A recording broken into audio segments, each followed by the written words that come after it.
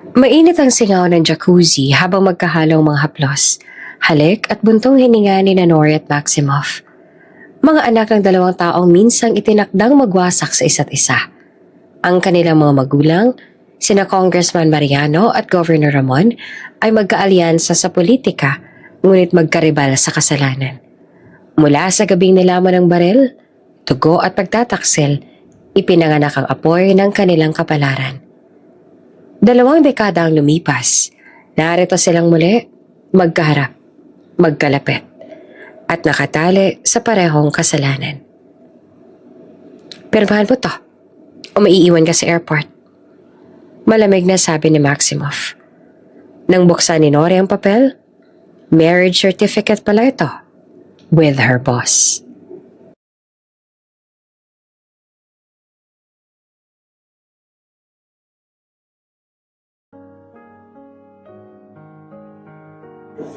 Matalik na magkaibigan sina Congressman Mariano Castro at Governor Ramon Lucien. Magkakaalyansa sila sa politika. Kapwa ginagalang sa kanilang bayan at tila walang hangganan ang kanilang impluwensya. Ngunit sa likod ng kapangyarihan at mga ngiting pinapakita sa publiko, may lihim na nagtatago. Lihim na maaaring sumira sa lahat ng kanilang tinayong reputasyon. Sa mansyon ng Lucien, tahimik na umiiyak si Clarissa, asawa ni Ramon. Madalas siya nagtatago sa dilim ng kanyang silid.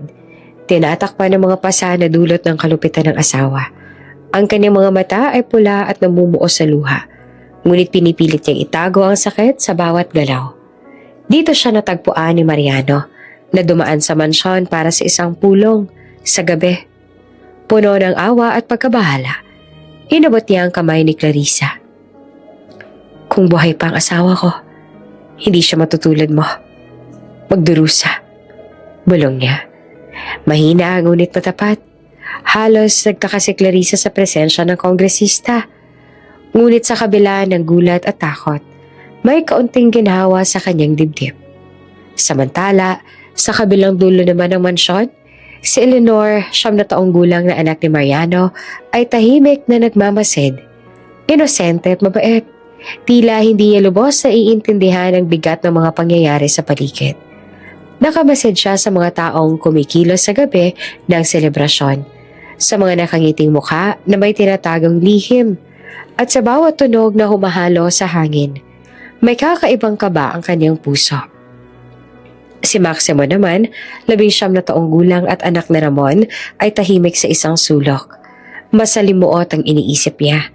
Puno ng bigat at ng responsibilidad na minsang ipinasa ng kanyang ama sa kanya. Hindi siya basta-basta nakikihalo sa kasiyahan. Nakatingin siya sa paligid.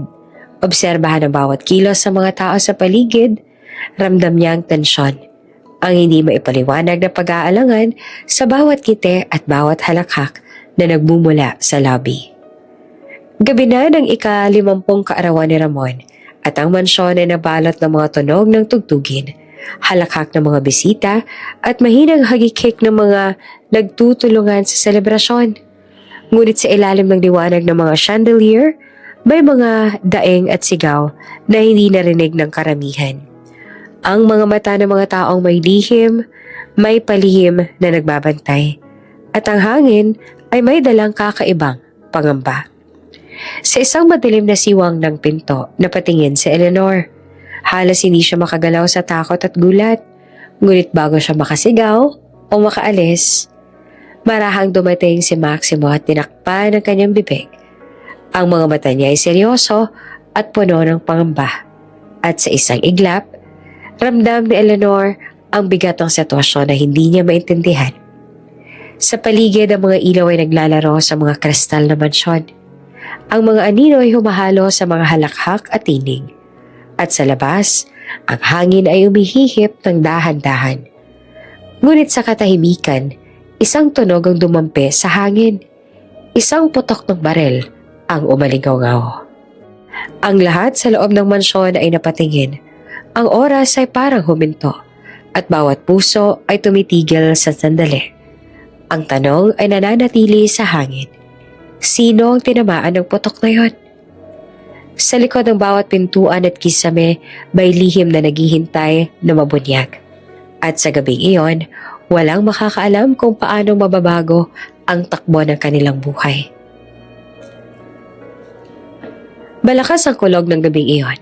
Sa loob ng mansyon, amoy pulbura at dugo ang humahalo sa hangin. Nakatayo si Governor Ramon. Hawak pa rin ang barel na nanginginig. Ang mukha niya ay galit. Galit na galit. Habang sa sahig naman ay nakahandusay si Congressman Mariano.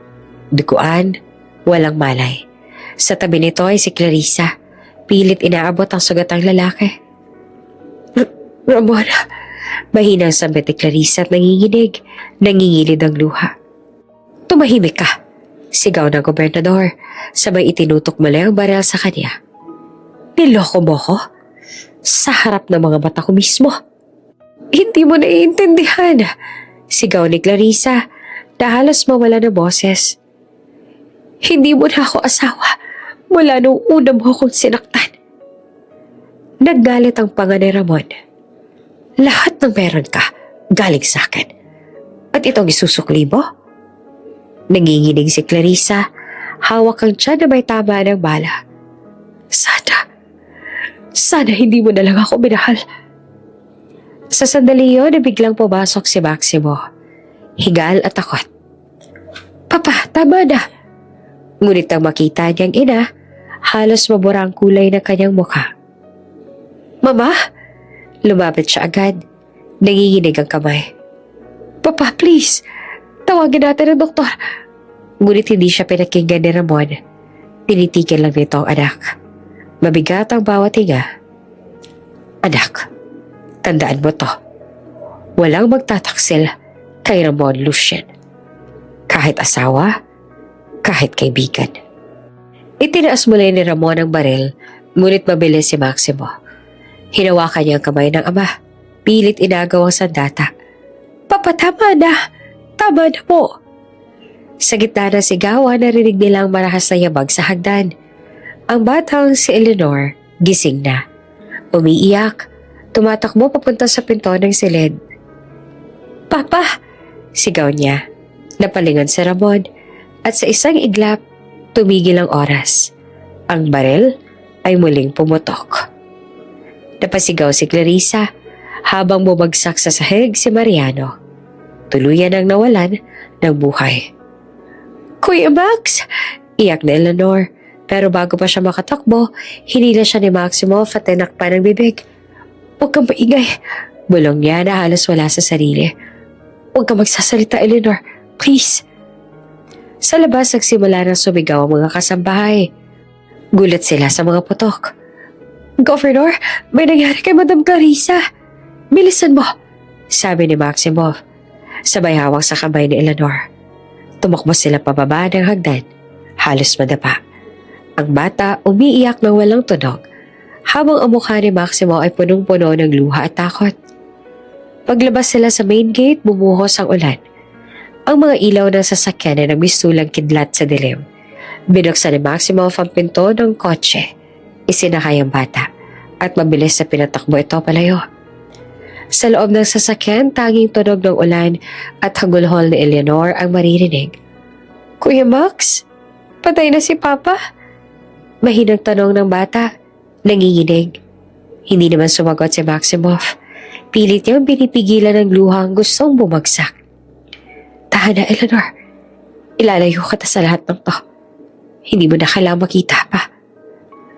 Pero, si Tita Clarissa, si Tito Ramon, wala ka na kailangang balikan. Mahinang sagot ni Maximoff. Halos pabulong. Lumipas ang ilang oras ang pagmamaneho sa gitna ng ulan. Sa bawat kanto, lumilingon siya. Takot na baka may sumunod. Hanggang sa marating nilang isang lumang bahay sa dulo ng bayan. Bahay ng dating katulong ng pamilya nila, si Aling Martha. Pagdating nila roon, nagmadaling lumabas si Aling Martha. Gulat at basang-basa. Maximoff, Diyos ko, ano nangyari sa inyo? Wala ng oras, Nanay Martha. Mabilis sabi ni Maximoff. Pakiusap. Itago mo tong bata. Huwag mong sasabihin kahit kanino kung nasaan siya. Tumingin si Aling Martha sa bata. basang-basa at takot. Sino siya? Siyang anak ni Congressman Mariano. Sagot ni Maximoff. Mahina ang boses. Simula ngayon hindi mo na siya kilala bilang Eleanor.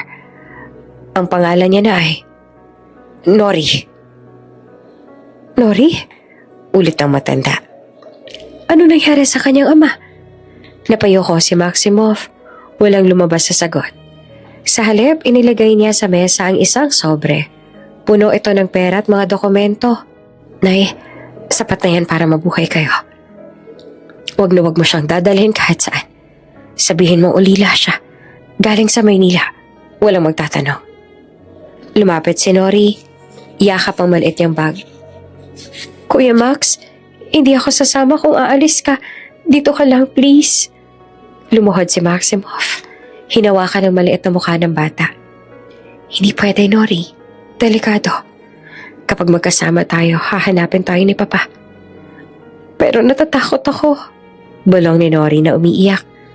Alam ko. Sabi ni Maximoff. Pinipilit gumiti. Pero kaya mo to. Matalino ka, matapang ka. Katulad ka ng tatay mo. Inilagay niya ang kamay ng bata sa kamay ni Aling Martha. Alagaan mo siya, nanay. Huwag mo siyang papabayaan. Balang araw, babalikan ko siya kapag okay na ang lahat. Tumango si Aling Martha habang ang luha ay bumagsak din. Pangako, anak. Tumalikod si Maximoff. Ngunit bago siya tuluyang makaalis, narinig niya ang boses ni Nori. Kuya Max, huwag mo akong iiwan. Babalikan mo ako dito, ha? Huminto siya. Hindi siya lumingon, pero bumagsak ang luha sa pisngi niya. Simula ngayon, mahina niyang sabi. Hindi mo na ako kailangang tandaan. Mabagal siya naglakad papunta sa kotse. Habang sa likod ay patuloy ang iyak ng bata. Sa bawat hakbang, parang dinudurog ang puso niya. Pagpasok niya sa loob ng sasakyan, matagal siya nakatingin sa rearview mirror. Nakikita niyang maliit na anino ni Nori sa pintuan. Hawak ni Aling Martha, umiiyak.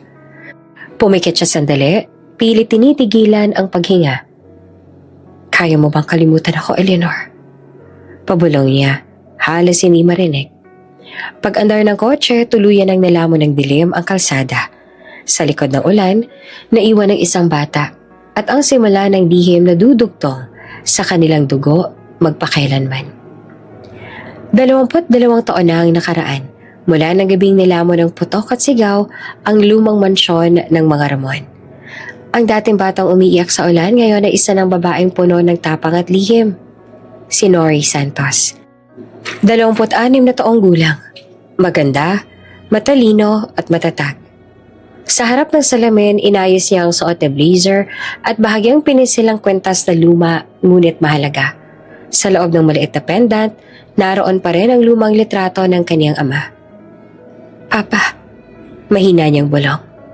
Ngayon, ako naman. Sa labas sa bintana, tanaw niya ang napakalaking gusali na may nakasulat, Ramon Holdings Corporation. Isang pangalang matagal niya nang gustong kalabanin. At ngayong araw, sa unang pagkakataon, papasok siya dito. Hindi bilang kalaban, kundi bilang sekretarya ng CEO. Ang lalaking minsang nagligtas sa kanya. Habang naglalakad sa main entrance, ramdam ni Nori ang mga matang nakatingin sa kanya. Malinis ang paligid, moderno at bawat hakbang niya ay tunog ng kumpiyansa. Ngunit sa ilalim ng mahinhingiti, may panginginig ng damdamin. Halo ng kaba, galit at hindi matukoy na sakit. Paglapit niya sa front desk, ngumiti ang receptionist. Good morning, ma'am. Interview for executive secretary position? Tumango naman si Nori. Yes, Nori Santos. Ma'am, please proceed to the 25th floor. The CEO himself will conduct the final interview. Halos mahulog ang dibdib ni Nori. Siya mismo. Pero hindi siya umatras. Mahigpit ang hawak niya sa bag habang sumasakay ng elevator. Sa bawat ding ng palapag, bumabalik sa isip niya ang gabing iyon. Ang dugo, ang iyak, at ang boses ni Maximoff na nagsasabing, ilalayo kita. Pagbukas ng pinto sa 25th floor, bumungad ang tahimik ngunit marangyang opisina. Mga salamin, tanawin ng lungsod, at malamig na hangin ng aircon. Sa gitna ay nakatalikod ang isang lalaki. Matangkad, matikas, suot ang dark suit. Ang tinig niya ay malamig at matatag. Miss Santos? Tumango si Nori.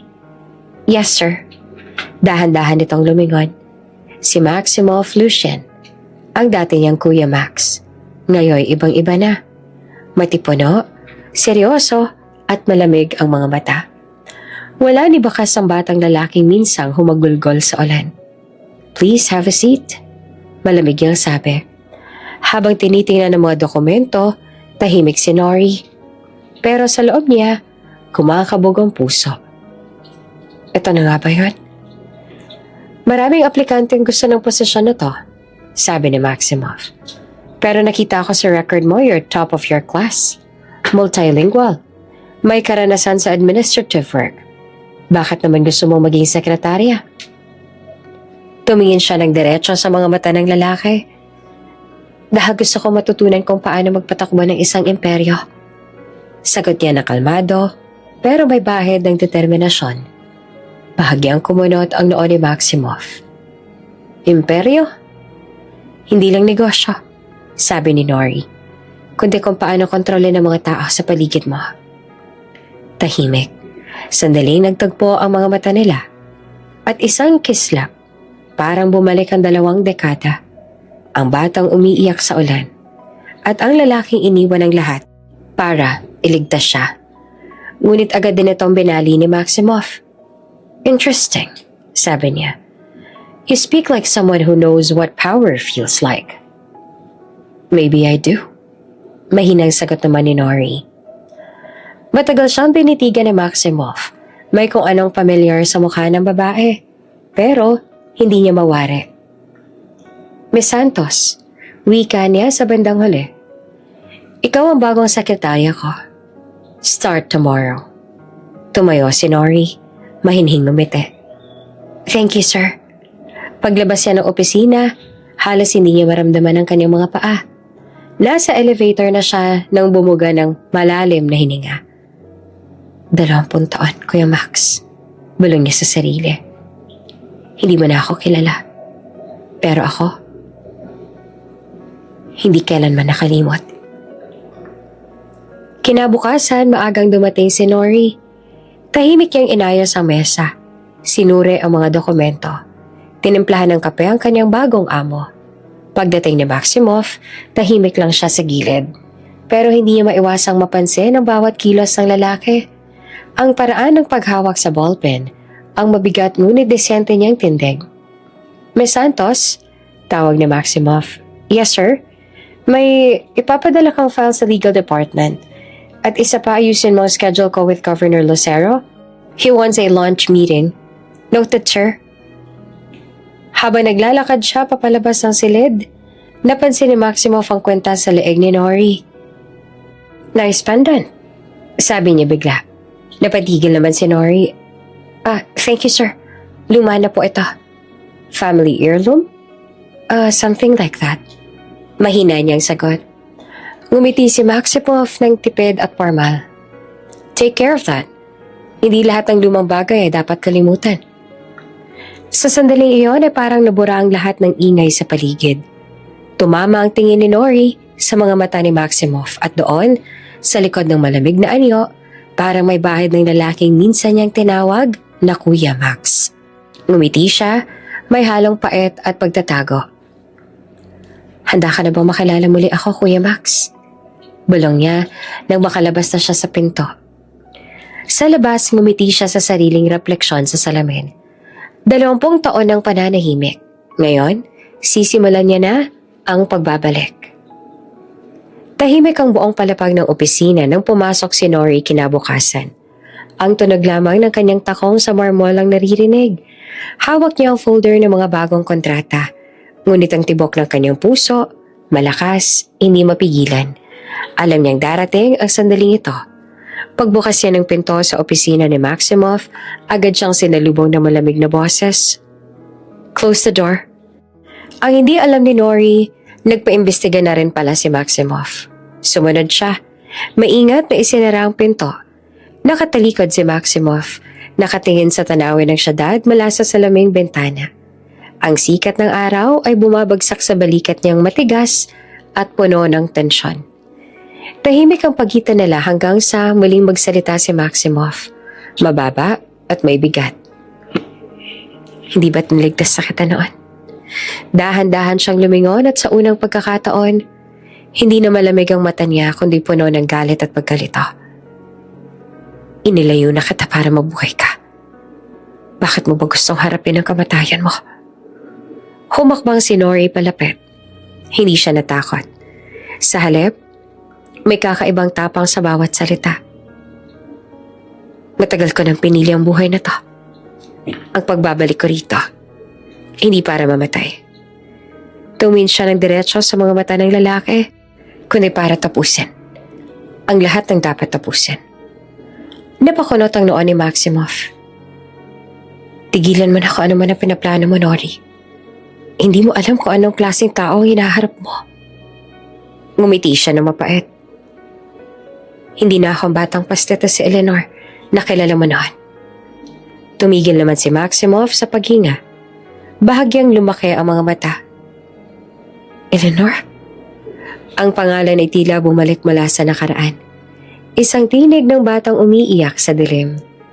Lumapit si Nori ng isang hakbang pa. Oo, ang batang niligtas mo noon. Pero iniwan mo rin sa gitna ng walang kasiguraduhan.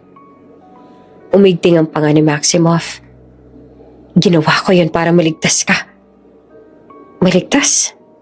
Aniya na humakbang papapalapit. O para takasan ang kasalanan ng ama mong pumatay sa tatay ko. Tahimik, ramdam ang bigat ng hangin sa pagitan nila. Hindi mo alam kung gaano mahirap mabuhay na mag-isa. Habang alam mo may utang na dugo na kailangang bayaran. Dagdag ni Nori. Nanginginig ang tinig pero matatag. Kaya ko ng sarili ko ngayon. At ipaghihigante ko ang aking ama na nabigo mong ipaghigante ang iyong ina. Saglit na natahimik si Maximoff. Mabilis siyang lumapit. Halos magdikit ang kanilang mga muka. Bantayan mo ang dila mo. Malamig niyang sabi. Mahigpit ang pagkakahawak sa baso ni Nori. Tawagin mo akong duwag ulit at titiyakin kong pagsisisihan mo. Hindi umurong si Nori. Sa halip, ngumiti siya. Mapanganib, matatag at puno ng hamon. Subukan mo. Nagtagpo ang kanilang mga mata. At sa pagitan ng galit, may mga halong init na hindi nila maipaliwanag. Parang dalawang apoy na matagal nang patay. Ngunit biling pinagsiklab ng sama ng loob at nakatagong damdamin. Dahan-dahan niyang binawi ang braso. Hindi mo ako kayang takutin, Maximoff. Hindi na ako yung batang nagtatago sa likod mo. Tumalikod siya at nagsimulang lumakad palabas ng opisina. Pero bago pa siya makalabas, nagsalita si Maximoff. Eleanor, mahina niyang tawag na halos pabulong. Huminto naman si Nori at hindi na lumingon. Ang batang yon? Wika ni Maximoff. Ang dahilan kung bakit hanggang ngayon hindi ako mapalagay. Akala ko na iligtas kita. Pero ngayong bumalik ka, pakiramdam ko ako naman nahuhusgahan mo. Tumikim si Nori at nanginginig ang tinig, ngunit matatag ang paninindigan. Hindi ako bumalik para husgahan ka. Pero tandaan mo, lahat ng kasalanan ng tatay mo, pagbabayaran niya. Tahimik ulit. Sa labas, dumaan ang malakas na hangin at gumalaw ang kortina ng opisina. Sandaling tumingin si Maximoff sa babae na katalikod sa kanya. Sa kabila ng galit, may bakas ng pag-aalala. Kung ganon, wika niya sa huli. Handa ka na bang makipaglaban sa pamilya ko? Bahagya namang lumingon si Nori. May mahinhing ngiti sa labi. Matagal na akong handa, Sir Max. Paglabas niya ng opisina, mahigpit niyang hinawakan ng dibdib. Pinigil ang mabilis sa tibok ng puso. Sa kabila ng tapang niya ay ramdam pa rin niya ang pagyanig ng pagkikita nilang muli. Sa loob naman, nananatiling nakatayo si Maximoff. Nakatingin sa pinto kung saan siya lumabas. Sa mga mata niya ay may halong sakit, galit at isang bagay na pilit niyang itinanggi, ang pangungulila. Sa labas ng gusali habang naglalakad si Nori papunta sa kalsada, tiningnan niya ang langit na tila dumidilim. Simula na ang laban, bulong niya. At ikaw, Maximoff, ikaw ang una kong babanggaan. Ngunit sa ilalim ng kanyang matigas na anyo, may bahagyang panginginig sa kanyang mga kamay. Hindi niya alam kung dahil ba sa takot o dahil sa damdaming matagal nang ibinaon. Pero muling nabuhay nang magtagpo ang kanilang mga mata. At doon, nagsimulang muli ang apoy. Ang banggaan ng dalawang pusong parehong sugatan. Parehong nagtatago ng lihim at parehong may utang na kailangang singilin. Simula noong araw na yon, naging formal na sekretarya si Nori Santos sa opisina ni Maximoff Ramon Lucien. Sa bawat pagpasok niya, dama ang bigat ng katahimikan. Ang bawat kilos ay pinag-iisipan. Mula sa pag-abot ng kape hanggang sa pagtanggap ng tawag. Ngunit sa likod ng mahinihingiti, may apoy na patuloy na naglalagablab. Tuwing dumadaan si Maximoff, napapatingin sa kanyang mga empleyado. Hindi lang dahil sa maganda si Nori, kundi dahil may kakaibang presensyang dala. Isang klaseng ganda na hindi basta maaabot, may halong peligro. Ngunit si Maximoff, tila walang pakialam. Nakatutok ito sa trabaho. Malamig, disiplinado. Walang halong halambing o ngiti. Miss Santos, tawag nito isang umaga habang tinatapos ang meeting. Bring me the governor's file. Yes, sir. Sagot ni Nori. Kalmado pero mahigpit ang hawak sa folder. Habang naglalakad pabalik sa opisina, pumikit siya sandali. Governor. Ang pangalan pa lang ay parang laso na sa dila niya. 20 taon mula ng gabing iyon. At ngayon, malapit na siyang makaharap ang lalaking pumatay sa kanyang ama. Sa elevator, nakasabay niya ang ilang board members. Isa sa kanila, si Mr. Alonzo. Ngumiti sa kanya. Bagong sekretary ka ni Mr. Max, Miss Santos? Yes, sir. Magaling ka raw. No wonder he picked you himself. Sabi nito na may ngiting may kahulugan. Ngumiti lamang si Nori. Mahining sagot. I just do my job well po. Paglabas ng elevator, hinigpitan niya ang hawak sa folder. Hindi trabaho ang hanap ko rito. Katarungan. Sa isang corporate dinner, kasabay ni Maximoff si Nori bilang personal assistant. Maraming tao, politiko, negosyante, media. At sa gitna ng kaganapan, nakita niya sa dulo ng mesa ang lalaking matagal niyang pinangarap na makita. Si Governor Ramon. Mas matanda na ito.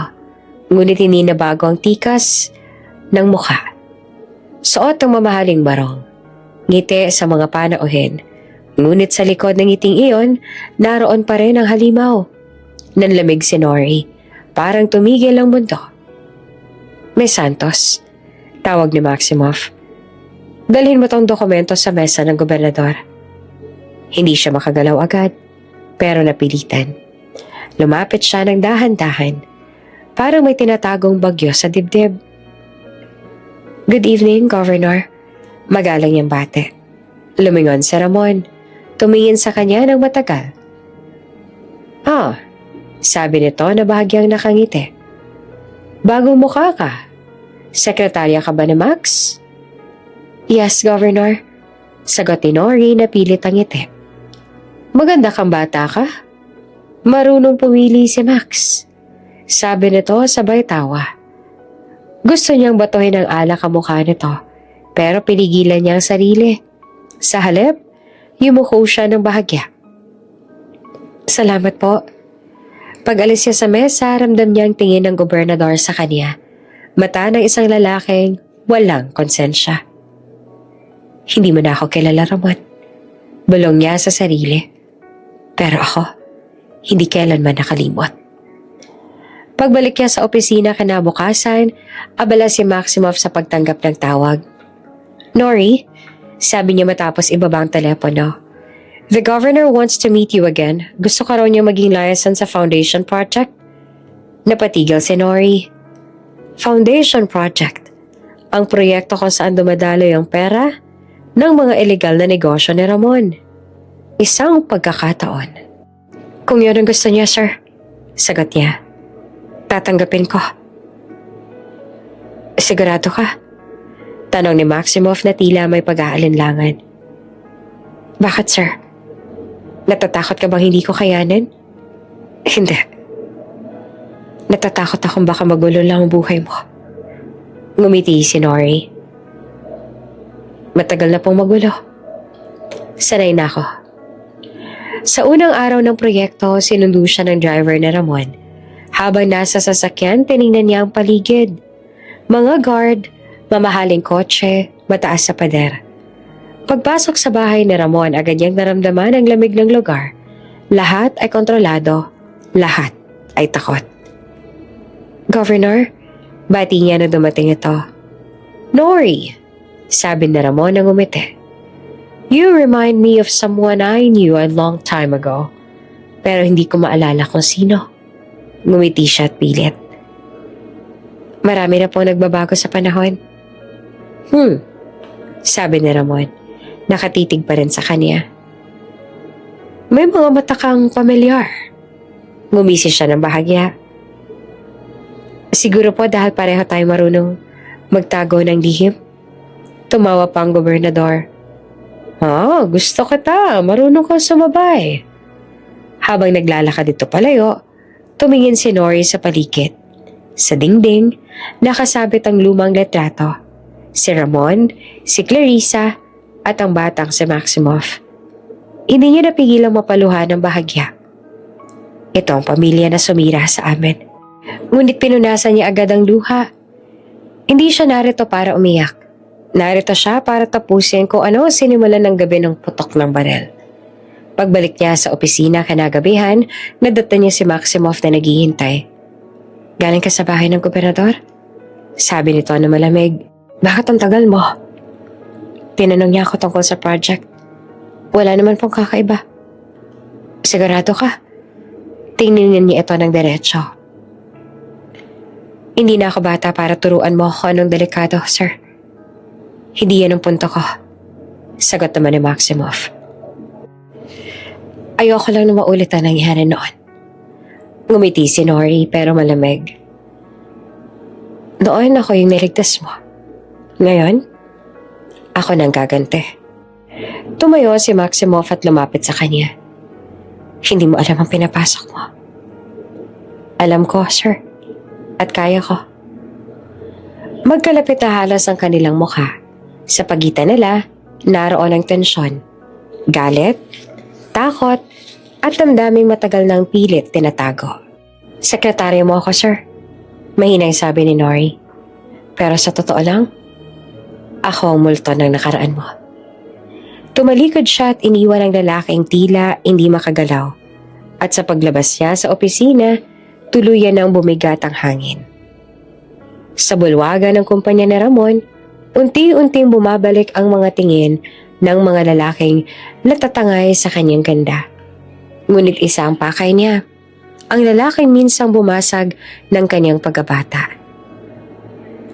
Miss Nori, pinapatawag ka ni Governor.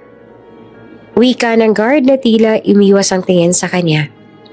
Kumirot ang tiyan ni Nori habang tinatahak ang mahabang pasilyo ng Kapitolyo. Mula sa kinis ng marmol hanggang sa mga nakasabit na larawan ni Governor Ramon Lucian, bawat hakbang ay parang tinig ng nakaraan na gustong lumabas. Nang tumigil siya sa tapat ng opisina, sandali siyang pumikit. Kalma lang, Nori. Plano to. Hindi pa hirap. Pagbukas ng pinto, sumalubong agad sa kanyang amoy ng mamahaling alak at usok ng sigarilyo. Weekly update. Malamig na utos si Ramon. Hindi mo lang siya tiningnan habang nilalaro ang baso ng bandy. Sir, ito po ang summary ng project. Mahinahong simula ni Nori at iniabot ang folder. Ngunit bago pa siya matapos, tumayo si Ramon. Mabagal, parang may sinusukat. Magaling ka pala, Miss Nori. Aniya habang dahan-dahang umiikot sa mesa. Ang bawat hakbang nito ay mabigat. Parang pamilyar na tunog ng isang bangungot. Mas magaling pa sa inaasahan ko. Ramdam niya ang paglapit nito sa likuran. Amoy niya ang alak, ang mamahaling pabango, at ang mabigat na presensya ng kapangyarihan. Hanggang sa maramdaman niya ang kamay na dumaos-dos sa kanyang bewang. Parang nanigas ang mundo. Gusto niyang sigawan ito, itulak at ipagsigawan sa lahat ng kasuklaman niya. Pero sa halip, napakagatlabi siya at pinilit ngumiti ng banayad. Salamat po, Governor. Mahina niyang tugon. Kahit sa loob niya ay may sigaw na hindi mo na ako matatakot ulit. Hindi niya hinayaan. Hindi dahil gusto niya, kundi dahil kailangan niya. Lahat ng sandali ay taktika. Lahat ng ngiti ay depensa. Lahat ng kilos ay paghihigante na nakaabang sa tamang oras. Pagkatapos ng meeting, sumama ka sa dinner. Utos nito na parang walang naganap. May mga investors na gusto kitang ipakilala. Gusto kong ikaw mag-represent. Opo, Governor. Sagot niya habang tahimik na isinara ang folder. Sa ilalim ng mesa, mariin niyang pinisil ang kanyang palad. Paglabas niya naman ng opisina, mabilis siyang huminga ng malalim. Sa hallway, sinalubong siya ni Ivy, kapwa staff. Girl, okay ka lang? Namumutla ka. Wala to. Pilit niyang may ngiting sagot. Mainit lang siguro sa loob. Ngunit sa loob-loob niya, alam niya hindi na init ang silid ang dahilan, kundi apoy ng galit na pilit niyang tinatago. Kinagabihan sa opisina niya, nilabas niya ang lumang larawan mula sa wallet. Ang ama niyang si Elias. Mahina ang ngiti, ngunit may liwanag sa mata. Pa, he's still the same monster. Bulong niya. At habang tinitingnan ang mukha ng kanyang ama, may pumatak na luha. Pero hindi na luha ng takot. Luha na ng paninindigan. Binuksan niya ang laptop. Doon ay nakasave ang ilang file. Mga report, transaction, lihim na kontrata na hawak ni Ramon. Unti-unti ay nag-type siya. Case file, Ramon Lucian. Phase 1, complete. May pumasok na mensahe sa encrypted chat. Unknown. Good job, Agent N. Keep your cover. The Governor's Guard trusts you now. Napangiti si Nori. Isang hakbang na lang.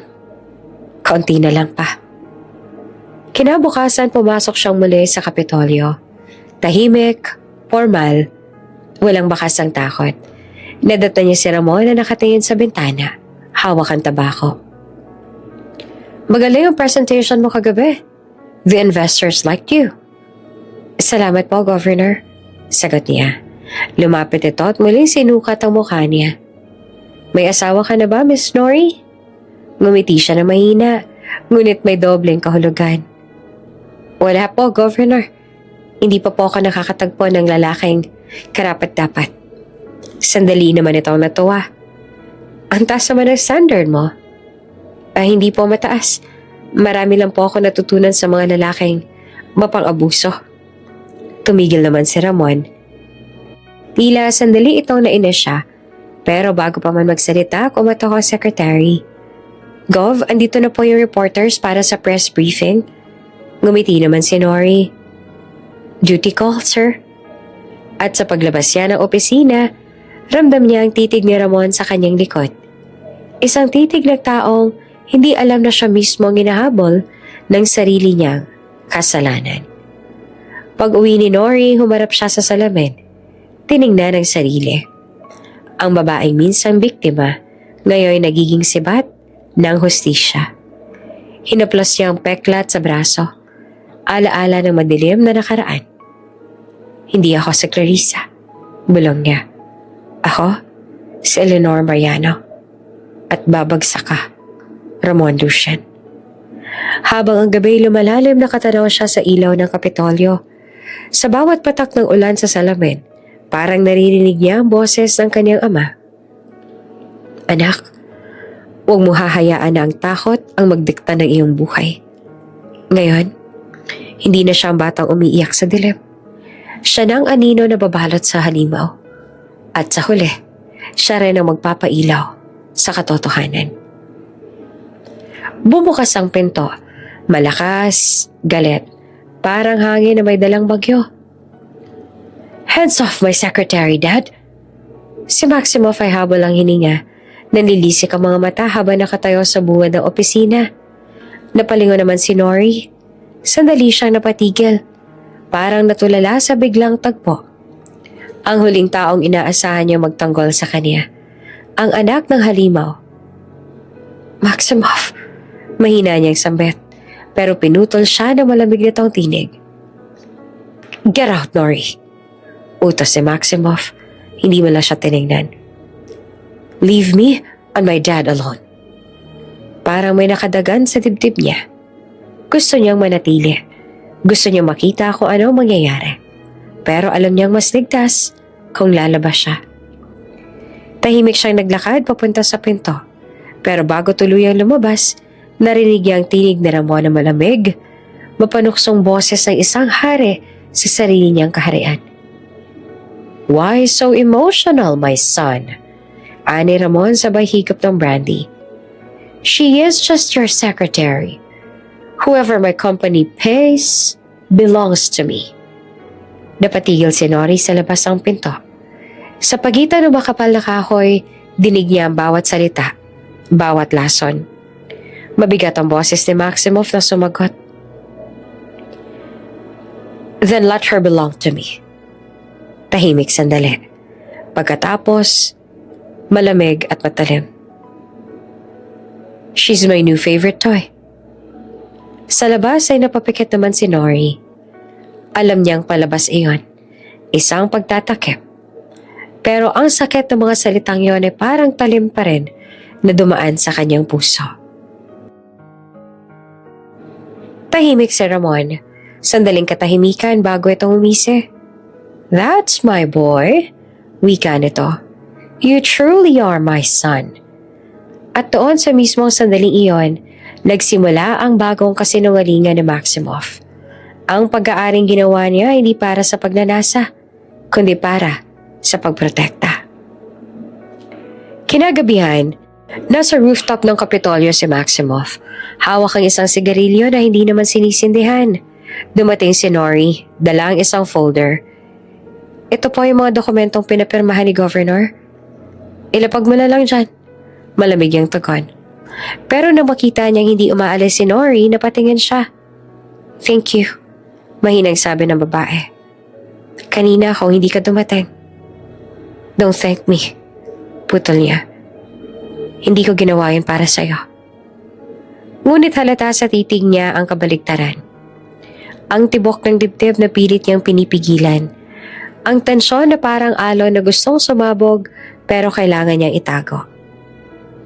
"Kung gusto mong mabuhay dito, huwag ka masyadong lalapit kay Dad." Patuloy niya. "At huwag mo nang uulitin yung ginawa mong pagtaas ng boses kanina. That's dangerous." Tumango si Nori. Nakayuko. Pero sa likod ng kanyang katahimikan, may lihim siyang iniingatan. "Bakit ka talaga nagalit, Maximoff? Para sa akin ba? O dahil ayaw mong matulad sa kanya?" Pag-uwi ni Nori, hindi niya mapigilan ang pagbalik-balik sa eksenang iyon. Ang sigaw ni Maximoff, ang galit sa tinig niya, ang paraan ng pagprotekta. "Anak ka man ng halimaw, may parte pa rin bang natira sa'yo na marunong magmahal?" Kinabukasan sa boardroom meeting, tahimik si Ramon habang nakikinig sa report ni Maximoff. "Marketing team failed again," komento ng gobernador. Malamig ang tono. "You're losing control, son." "Hindi ako nawawala ng control." Matigas sa tugon naman ni Maximoff. "Baka lang iba ang gusto mong kontrolin." Napatingin si Ramon, may ngiti sa labi.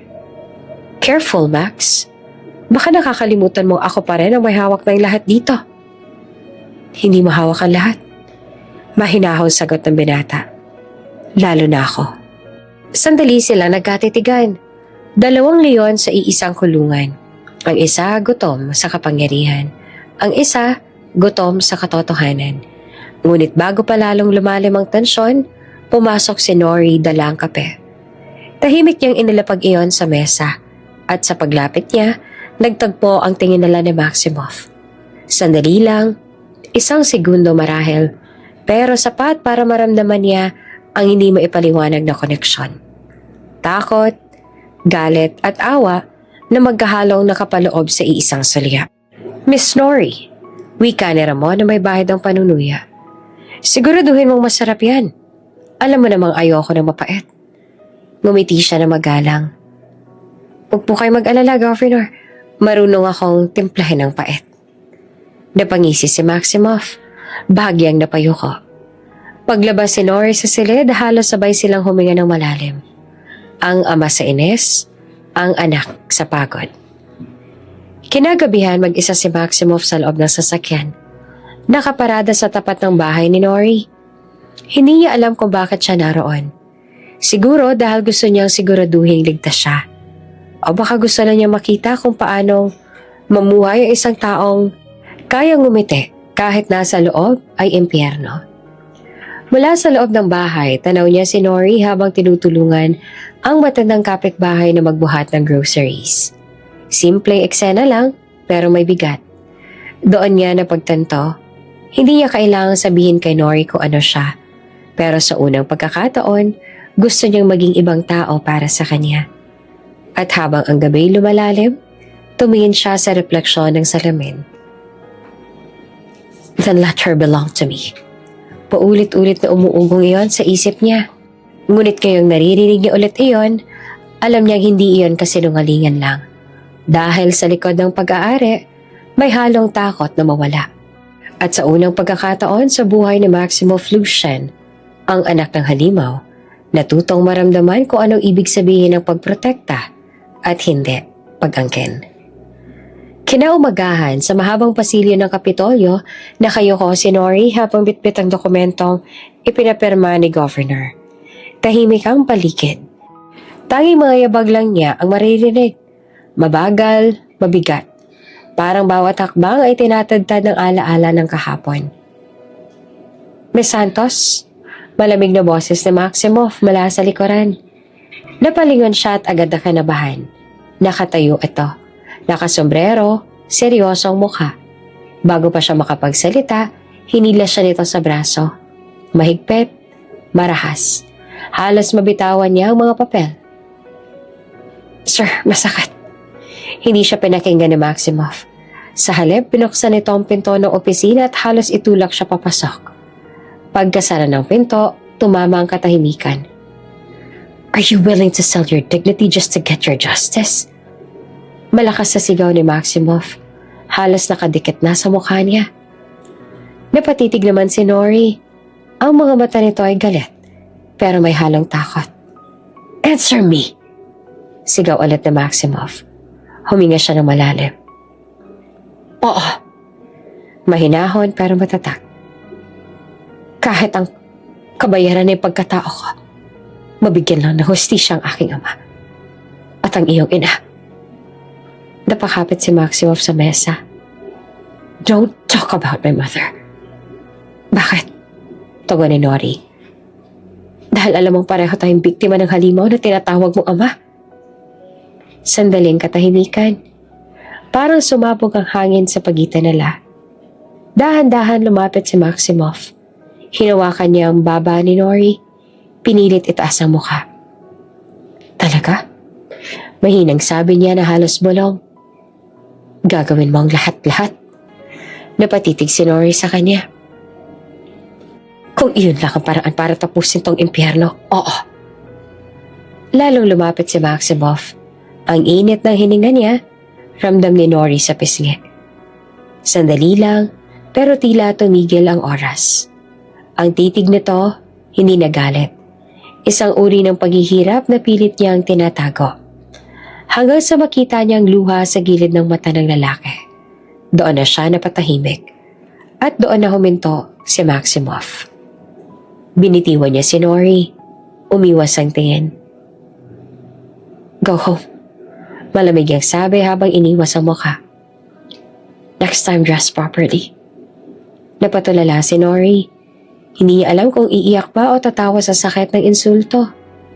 Tahimik siyang lumabas ng opisina. Pero sa likod ng pinto, halos mabasag ang puso niya. Hindi dahil sa sinabi ni Maximoff, kundi dahil sa hindi nito kayang sabihin. Paglabas niya sa Kapitolyo, bumuhos ang ulan. Nakatayo siya sa gilid ng kalsada. Walang payong, habang pinagmamasa ng mga taong nagmamadaling sumilong. Dress properly. Mahinang balong niya. Mapait ang tawa.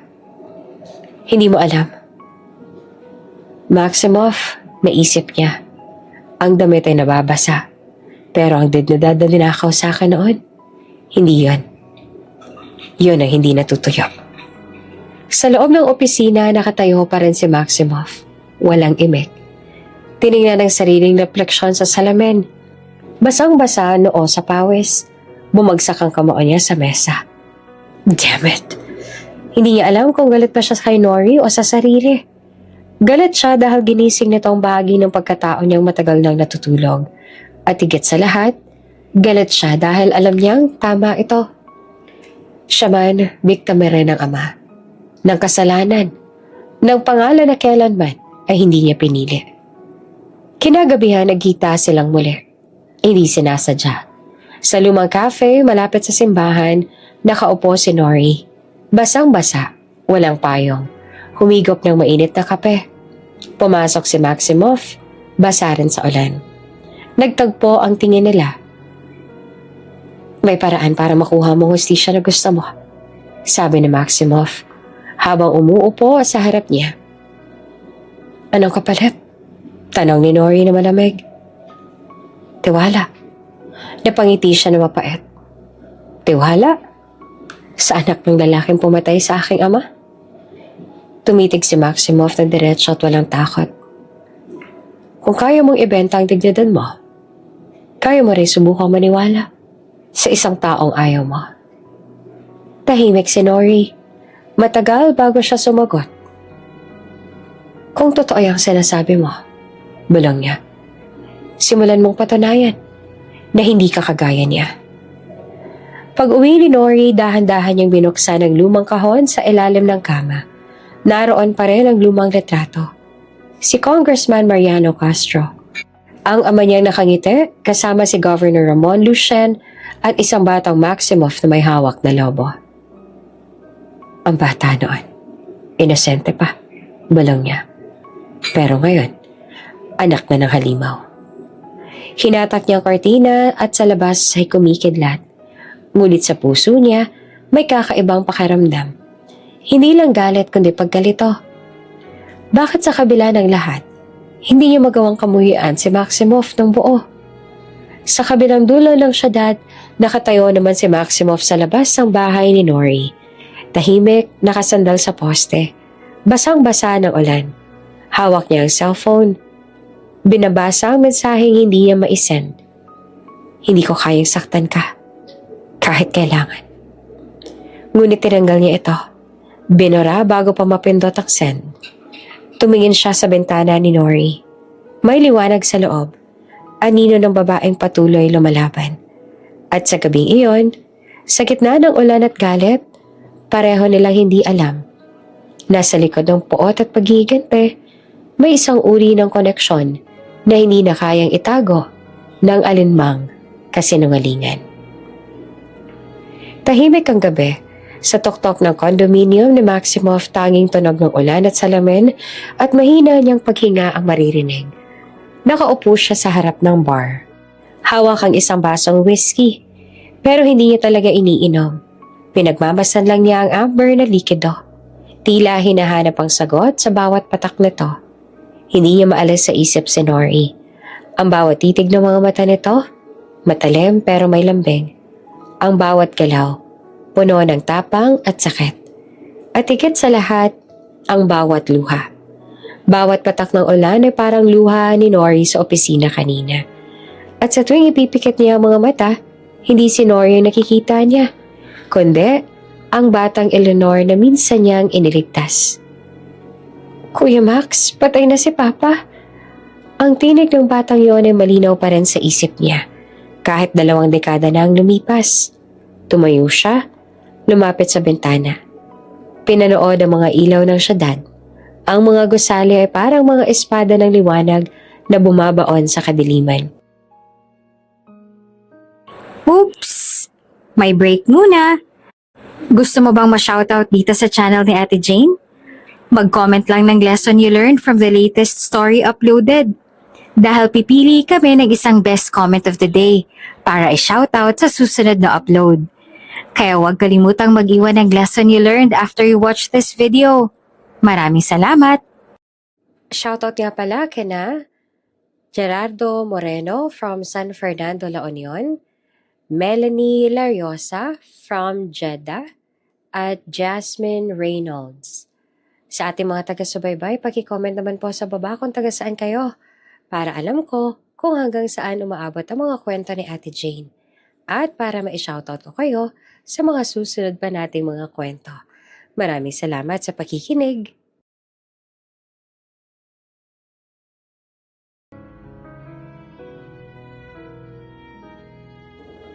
Bakit ganito?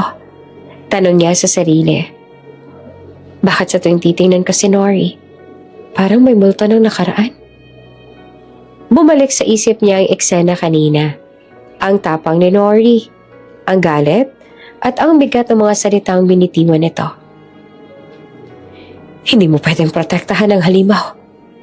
Napakapit siya sa mesa, mahigpit. Hindi niya alam kung galit ba siya o nasasaktan. Hindi mo alam, Nori. Mahinang bulong niya. Ginagawa ko lang to para hindi ka masaktan ulit. Ngunit kahit anong rason malinaw sa kanya, hindi na siya kalmado.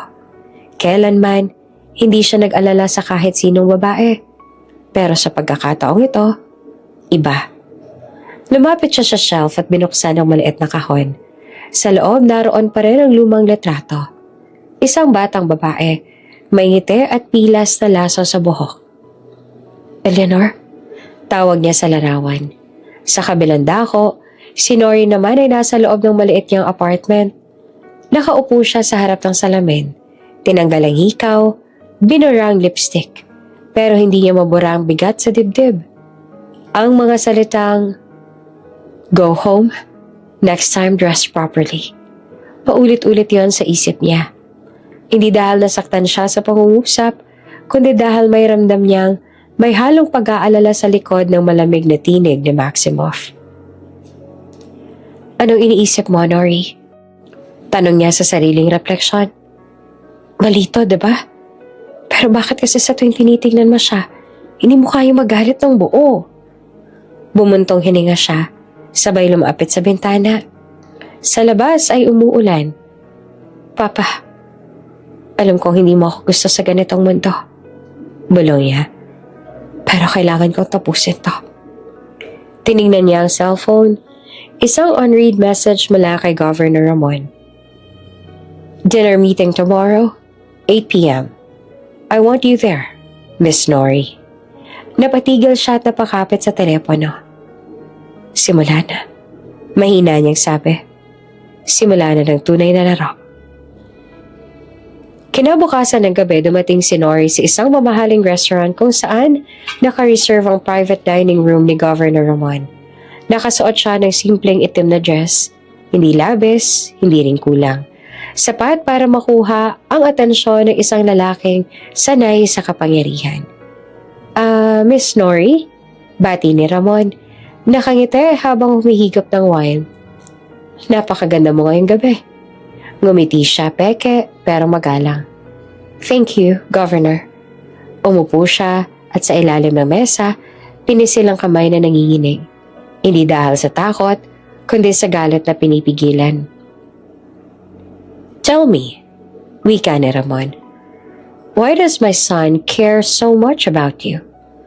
Napatigil si Nori pero ngumiti. Baka po kasi magaling ako ang sekretarya. Tumawa si Ramon ng malakas. Magaling nga. Pero sa anak ko, magaling means something else. Lumapit ito at inilapit ang basa sa kanya. Drink with me. Pinilit niyang umiti at tinanggap ang baso. Pero bago pa siya makasagot, bumukas ang pinto. Sorry to interrupt. Malamig na sabi ni Maximoff na nakatayo sa may pinto.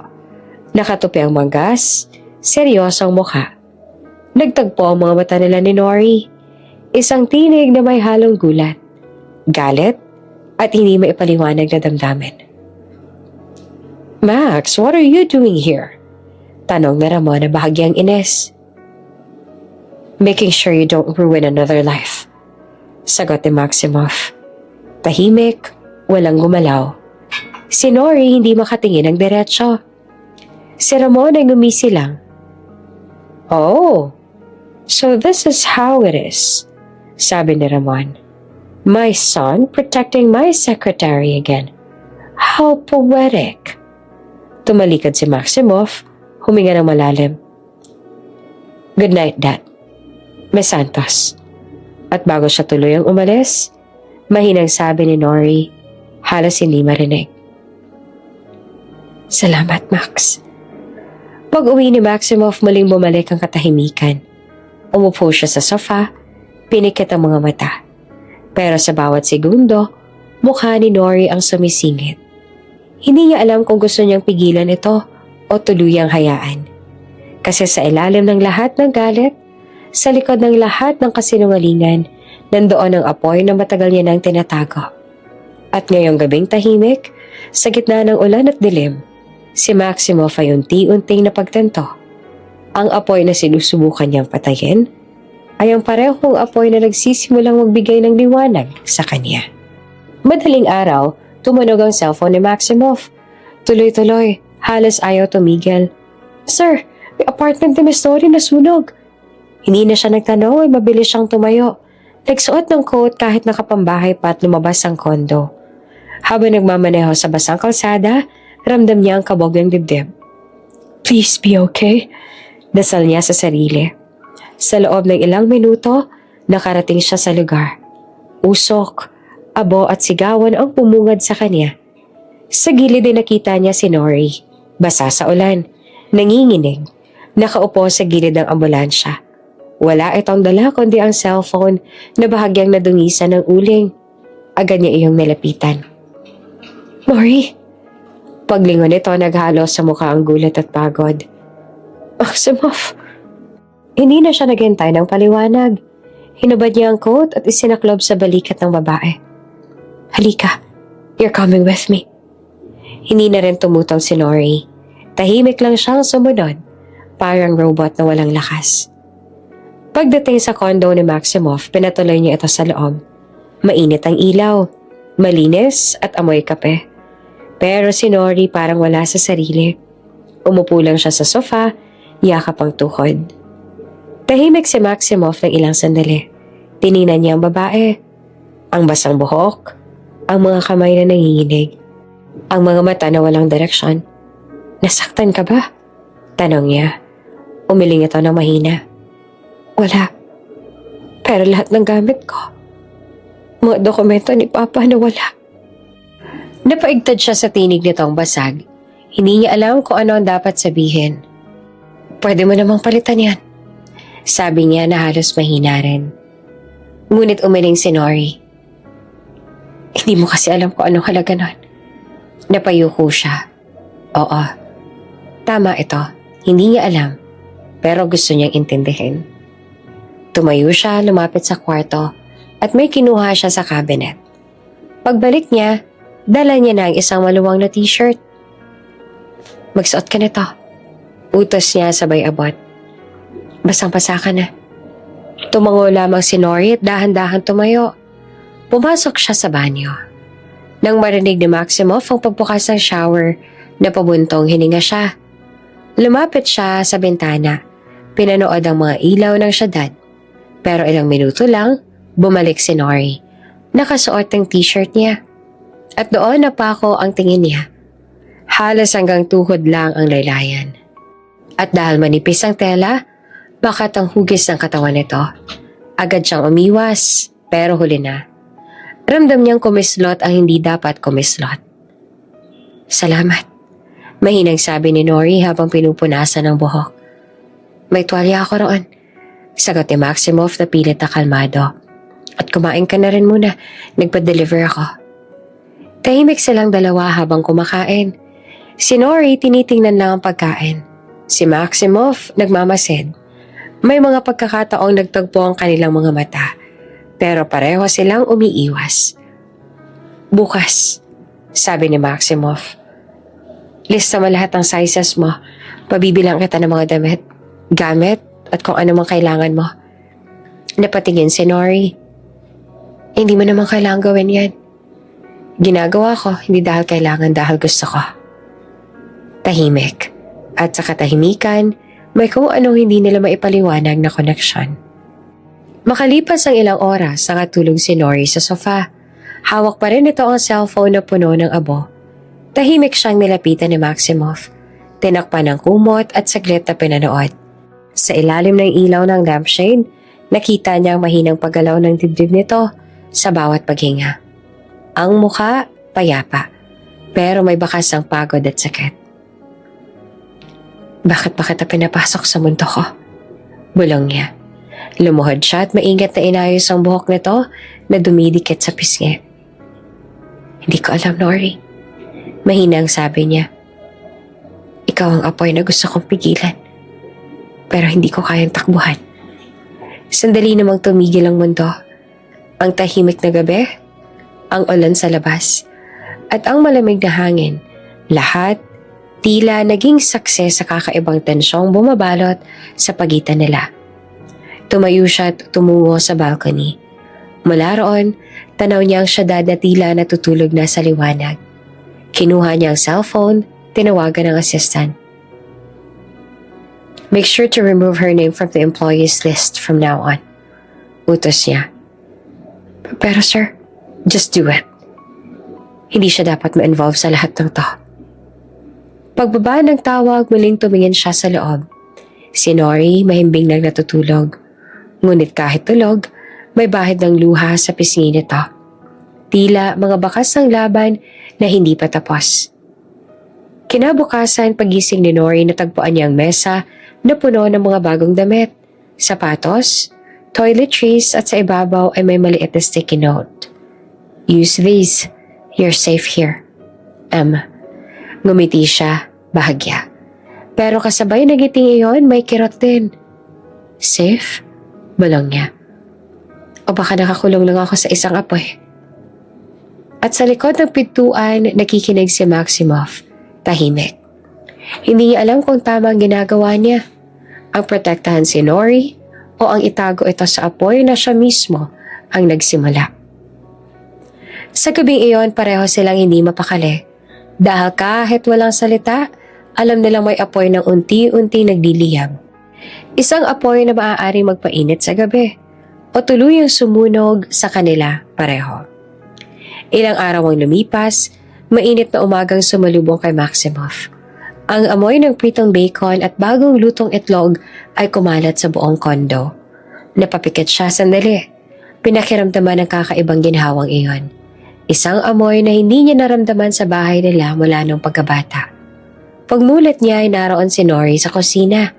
Nakasuot pa rin ng t-shirt na maluwang, nakapusod ang buhok at bahagyang umiindak habang nagluluto. Sa bawat galaw, tila sumasayaw ang liwanag sa paligid nito.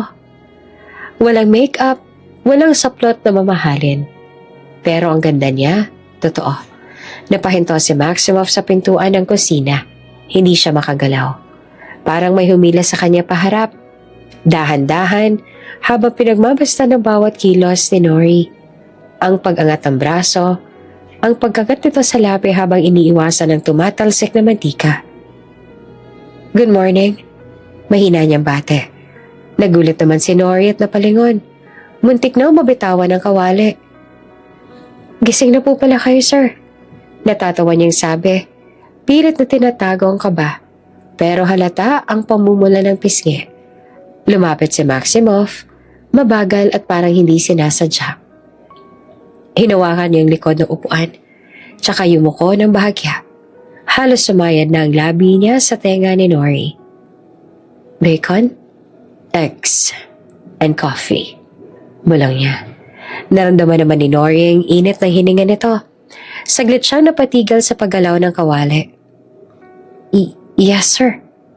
Almost done. Ngumiti naman si Maximoff. Isang ngiti hindi niya alam kung biro o tukso. Hurry up, I'm hungry. Pero sa loob niya, alam niyang hindi pagkain ang gutom nito. Umupo na siya sa mesa. Pinagmamasan si Nori habang nag-aayos ng plato. May kakaibang katahimikan sa pagitan nila. Hindi malamig, kundi nakakabingi. Bawat kaluskos ng kubyertos, bawat hinga, parang may kahulugan. Marunong ka palang magluto. Basag ni Maximoff. Ngumiti si Nori. Umupo sa tapat niya. Hindi naman ganang kagaling. Sanay lang sa buhay. Buhay? Tanong niya. O pagtakas? Napatigil si Nori. Napatingin sa kanya. Pareho siguro? Sagot niya. Minsan kasi kapag gusto mo makalimot, kailangan mong maging abala. Tumango naman si Maximoff. Bahagyang umisi. Kung ganon, baka kaya ako nagtatrabaho araw at gabi. Tahimik na sandali. Tumingin sila sa isa't isa. Sa pagitan ng mga titig, parang may mga tanong na gustong sumabog. Pero pareho silang tumigil. Pagkatapos kumain, nagligpit si Nori. Hindi mo kailangan gawin yan, sabi ni Maximoff. May maglilinis dito. Gusto ko lang, sagot naman ni Nori. Matagal na akong hindi nag-aalaga ng kahit sino. Napahinto si Maximoff. Ang linya na yon, parang pamilyar. Parang siya rin ang tinutukoy. Ang sabi ko nga pala, dagdag ni Nori. Thank you for saving me again. Oh, don't thank me. Sagot naman niya agad. Hindi ko to ginawa para sa'yo. Ngunit halata sa tono niya na hindi yun totoo. Lumapit si Nori at nilapag ang baso sa mesa. Tsaka tumingin ng diretso sa kanya. Hindi mo kailangang magsinungaling, Sir Max. Alam ko kung kailan mo ako pinaprotektahan at kung kailan mo gustong itago ang totoo. Ang totoo? Napakunot siya ng noo. Ano bang alam mo sa totoo? Ngumiti si Nori na mapait. Nasa tuwing tinitingnan mo ako, parang nakikita mong isang taong dati mong minahal. Nabitiwan ni Maximoff ang tenedor. Hindi mo alam ang sinasabi mo. Alam ko. Sagot niya na halos bulong. Dahil ako yung batang yon, Max. Ako si... Stop. Tumayo si Maximoff at halos mabasag ang boses. Don't say it. Tahimik si Nori. Hindi niya itunuloy. Hindi pa oras. Pagkalipas ng ilang sandali, binalikan siya ni Maximoff sa sala. Tahimik na nagkakape. May meeting ako mamaya. Gusto kong sumama ka. Bakit? Tanong ni Nori. Para makita mo kung gaano kadelikado ang mundong ginagalawan ko. At para matutunan mong huwag basta magtiwala. Tumango si Nori. Kung ganon, baka dapat ikaw din, Sir Max. Ngumiti siya at may halong paghamon. At bakit naman ako magtitiwala sa'yo? Tanong ni Maximoff. Dahil ako lang magtatapos sa multo ng ama mo. Sagot ni Nori. Muling natahimik ang silid. Nagtama ang kanilang mga mata at sa gitna ng katahimikan, may halong apoy, galit, takot at isang damdaming matagal nang pinipigilan. Bago umalis, lumapit si Maximoff. Itinaas niya ang kamay ni Nori. Tiningnan nito sa mata. Kung papasok ko sa buhay ko, Nori, siguraduhin mong kaya mong lumabas. Ngumiti naman si Nori na marahan, pero may tapang. Baka naman, sir. Ikaw ang hindi na makaalis kapag pumasok ako. Sandaling natigilan si Maximoff. Pagkatapos ay tinalikuran niya ito at naglakad palabas ang kondo. Naiwan si Nori. Hawak ang tasa ng kape. Nakangiti. Hindi ako gutom sa pagkain, Max. Bulong niya sa sarili. Kundi ang paghihiganti ko. At sa bintana, habang tinatamaan siya ng liwanag ng umaga, ang ngiti niya ay hindi na ng isang babae sa ilalim ng proteksyon. kundi ang isang babaeng handa ng gamitin ng tukso bilang sandata. Pagkaalis si Maximoff, agad na lumambot ang katahimikan sa kondo. Narinig ni Nori ang malakas sa pagsara ng pinto. Kasunod ang mga yabag na unti-unting naglaho sa hallway. Sandali siyang tumayo. Naghintay ng ilang segundo para siguraduhin wala na ito. Saka dahan-dahang lumapit sa opisina sa dulo ng sala. Ang kwartong palaging sarado at hindi niya pinapapasok. Huminga siya ng malalim bago pinihit ang doorknob. Bukas. Tahimik ang loob. Malinis. Halatang maingat si Maximoff sa bawat gamit. Pero sa gitna ng mesa, isang bagay ang agad na nakakuha ng pansin niya. Ang maliit na keychain na hugis bala. Laging may sikreto ang mga taong takot magpakatotoo. Mahinang sabi ni Nori habang inilalakad ang mga daliri sa ibabaw ng mesa. Naghanap siya ng clue. Isa-isang binuksan ng drawer. Mga papeles, mga kontrata, at mga file na may pangalan ng kumpanya. Ngunit sa pinakailalim may isang lumang ledger. Kulay maroon at may tatak na confidential. Dahan-dahan niya itong binuksan. At doon tila biglang nanlamig ang paligid. Mga pangalan, mga numero, mga deposito at illegal na transaksyon, mga kumpanyang peke, nakalink sa pangalan ni Governor Ramon. Money laundering. Balong niya. Halos hindi siya makapaniwala. Eto na yun. Habang nililipat niya ang pahina, napansin niyang may ilang note sa gilid. Sulat kamay ni Maximoff. Mga detalye ng ebidensya, mga oras, petsa, pangalan ng mga taong sangkot. Lahat ng ito ay tila matagal nang inipan. Dahan-dahan sa ilalim mismo ng ilong ng gobernador. Napakapit si Nori sa gilid ng mesa. Hindi siya kasabwat. Sa unang pagkakataon, nagduda siya sa galit na pinanghahawakan. Ginagawa niya to para siraan ang sarili niyang ama. Sa sumunod na pahina, may isang sobre na nakasiksik sa pagitan ng mga papel. Binuksan niya. Isang lumang larawan. Si Maximoff, bata pa, mga 9 o 10 taong gulang. Nasa gitna ng damuhan. Nakangiti, yakap ang isang babaeng marikit na may lungkot sa mata. Ang kaniyang ina. Sa likod ng larawan may nakasulat na halos kapas na, "For my brave boy, never let the world turn you into your father." Naluha si Nori. Napaupo siya sa silya ni Maximoff. Pinagmamasa ng litrato. "Brave boy," mahina niyang sabi. Hawak-hawak ang larawan sa dibdib. Naalala niya ang gabing nakita niyang umiwas si Maximoff sa ama. Ang mga mata nitong puno ng takot at galit na pinilit tinatago. Ang mga boses na naririnig niya, ang sakit na hindi niya noon maintindihan. Ngayon, malinaw na sa kanya. Hindi siya ang tanging biktima ng halimaw. Tumingin siya sa paligid ng opisina. Para bang nakakita sa bawat sulok ang hirap na pinagdaanan ng lalaki. Ang mga file, ang mga dokumento parang sariling sugat na paulit-ulit binubuksan ni Maximoff. Gabi-gabi, mag-isa. "Akala ko duwag ka, Maximoff," mahina niyang sabi. Pilit pinipigilan ang pag-iyak. "Pero ikaw palang pinakamatapang sa ating dalawa." Kinuha niya ang ledger.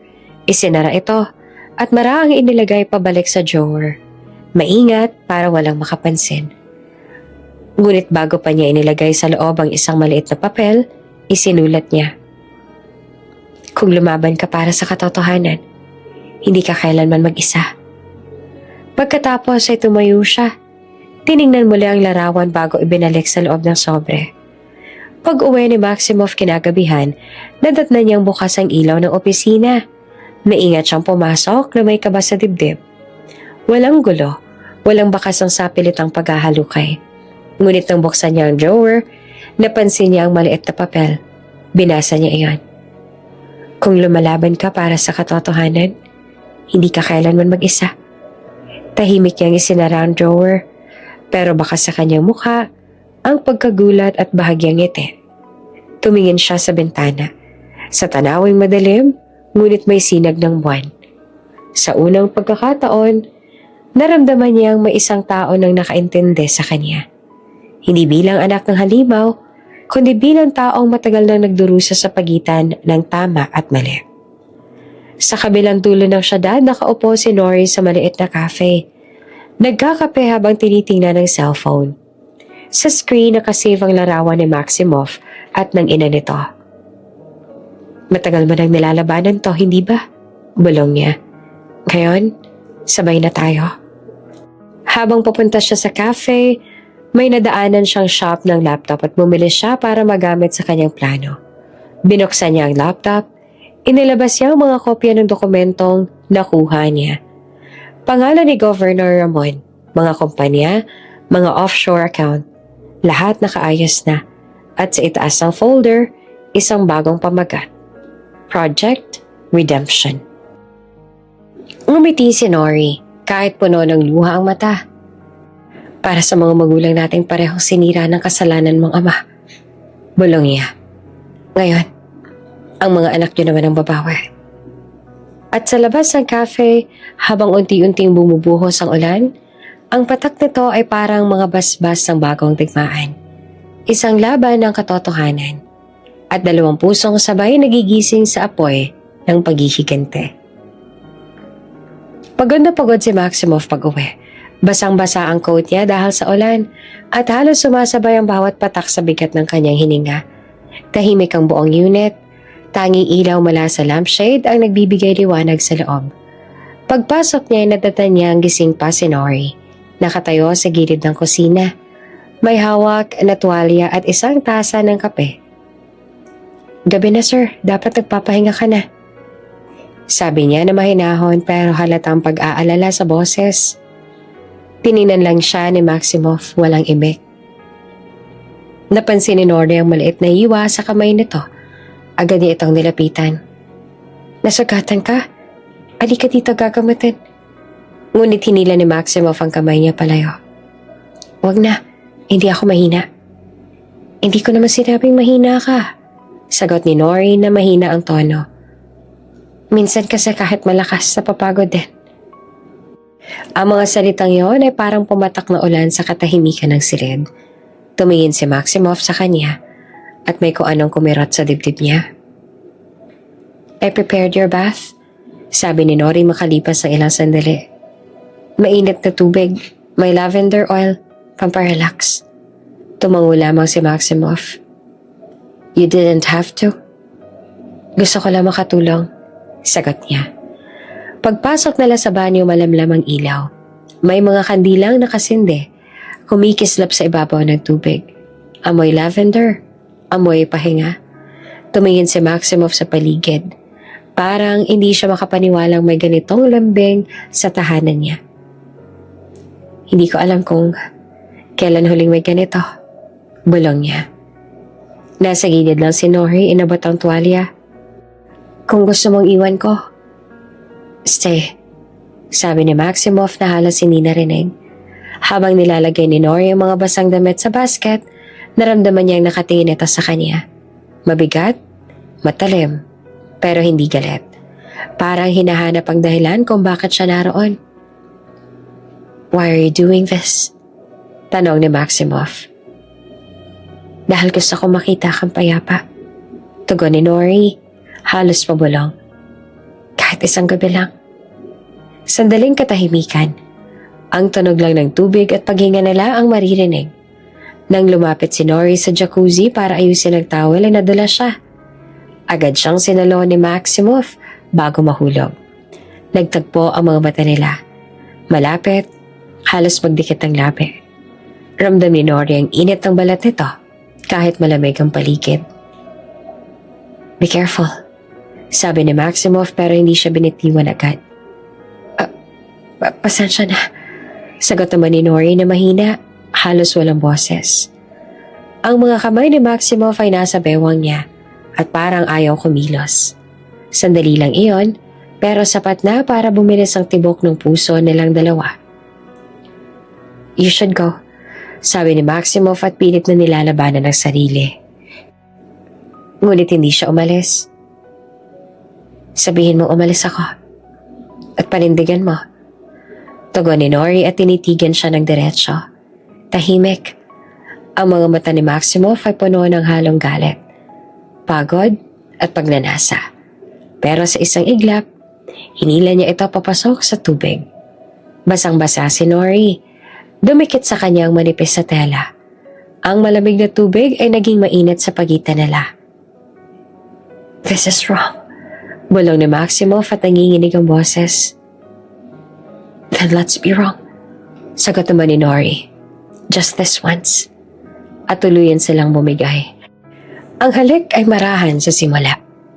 Parang tanong kumbaga, kung tama ba. Ngunit nang sumagot ang katawan ng bawat isa ay naging mas matindi. Ang tubig ay umalon-alon kasabay ng bawat paghinga. Bawat haplos, wala silang pakialam kung anong tama o mali. Sa gabing iyon, tanging ang totoo lang ang nanatili. Ang pagnanais, ang pagod, ang dalawang pusong pareho ng sugatan. Nang matapos tahimik lang silang magkatabi, nakasanal si Nori sa dibdib ni Maximoff, nakapikit. Parang humihinga ng panandaliang kapayapaan. Si Maximoff naman ay nakatingala. Nakapikit din. Parang pinipigilan ng isang bagay na gustong sumabog. "Wala akong pangakong kaya kitang ipaglaban," mahinang sabi niya. "Hindi ko kailangan ng pangako," sagot ni Nori. "Gusto ko lang maramdaman na tao ka rin." Umihip ang malamig na hangin mula sa bintana. Parang sinasabi ng gabi, lahat ng kasalanan ay may hangganan. Pero sa sandaling iyon, tahimik ang mundo. Nang makatulog si Nori, pinagmasdan niya si Maximoff. Hinaplos niya ang buhok na to at saglit nang umiti. Pero agad na nagbago ang mukha niya nang mapansin ang cellphone sa mesa. Isang notification. Binuksan niya. "The board is watching you. One mistake, and you're out." Matagal niyang tinignan ang mensahe. Saka niya pinikit ang mga mata. Bumulong siya. Halos walang boses. Then, "Let this be my mistake." Sa labas ay patuloy ang ulan. At sa loob ng kwarto, dalawang pusong parehong nadarang sa apoy.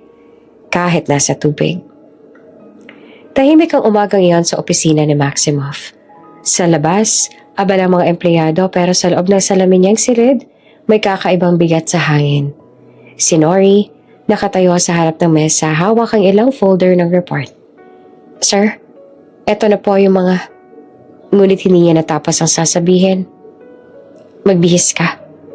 Malamig na wika ni Maximoff. "May flight tayo mamayang hapon."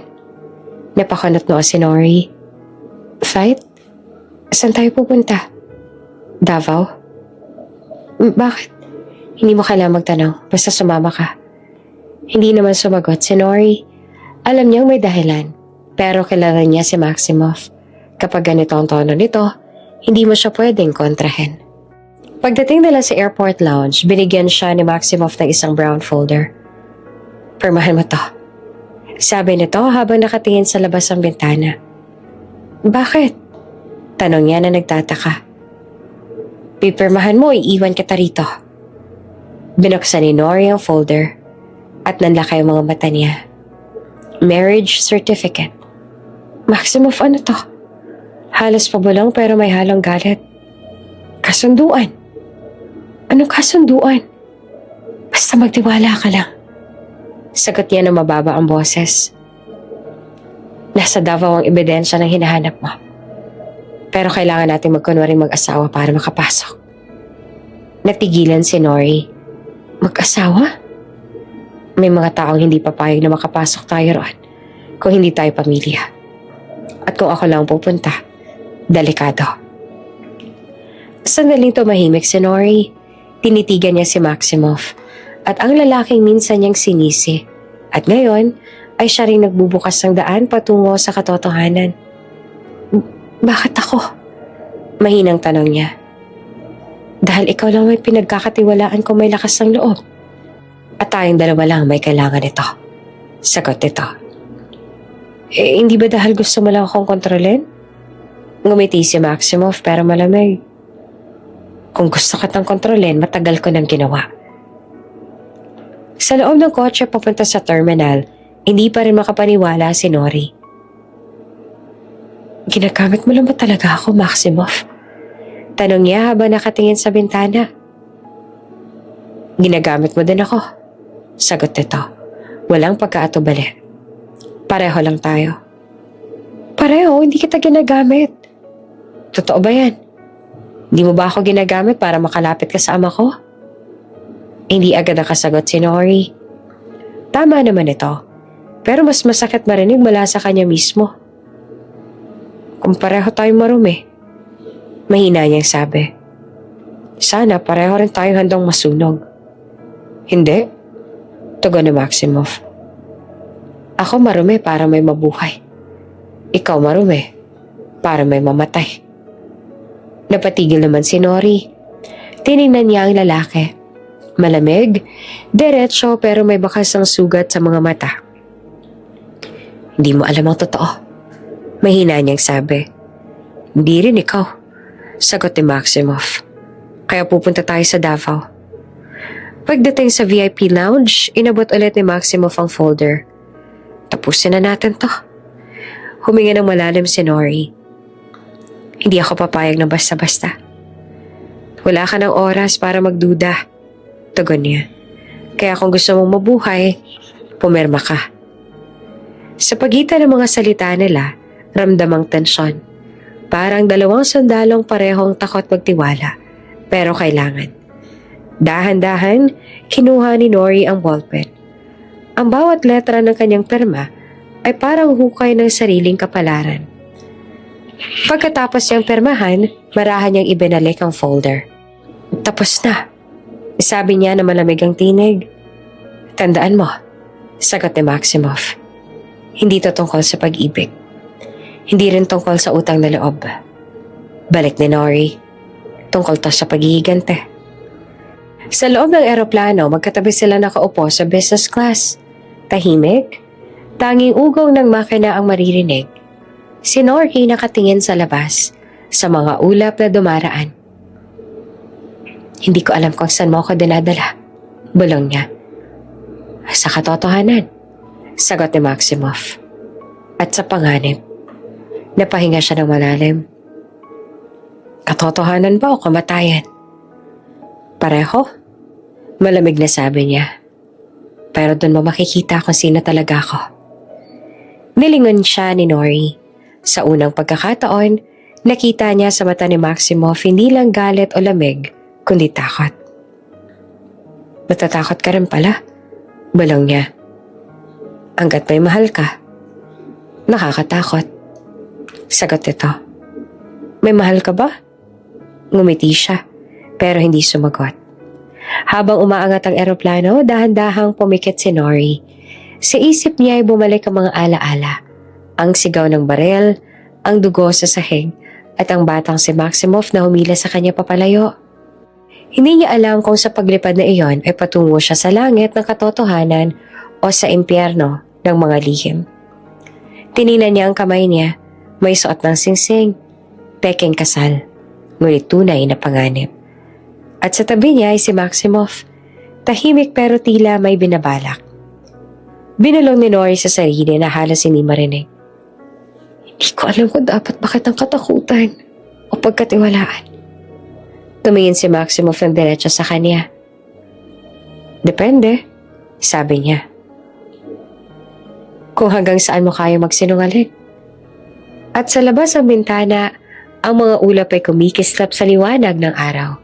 Puti sa labas, pero sa ilalim, may aninong gumagalaw.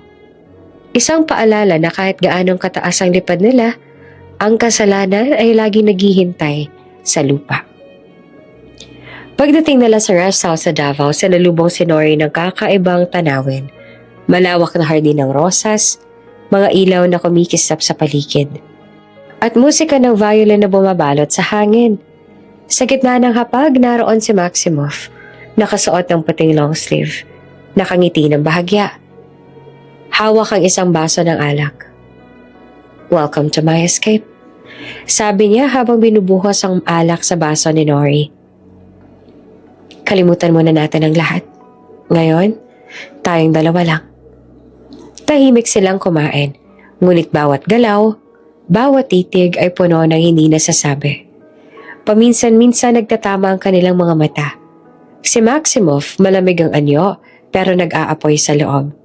Si Nori tahimik pero puno ng alon ng damdamin na pilit niyang pinipigilan. Nilaro ni Nori ang paa niya sa ilalim ng mesa. Isang marahang dampe sa binti ni Maximoff. Napatigil ito at bahagyang natawa. "Dangerous move, Miss Castro," sabi niya habang tinitingnan ito ng diretsyo. Ngumiti naman si Nori.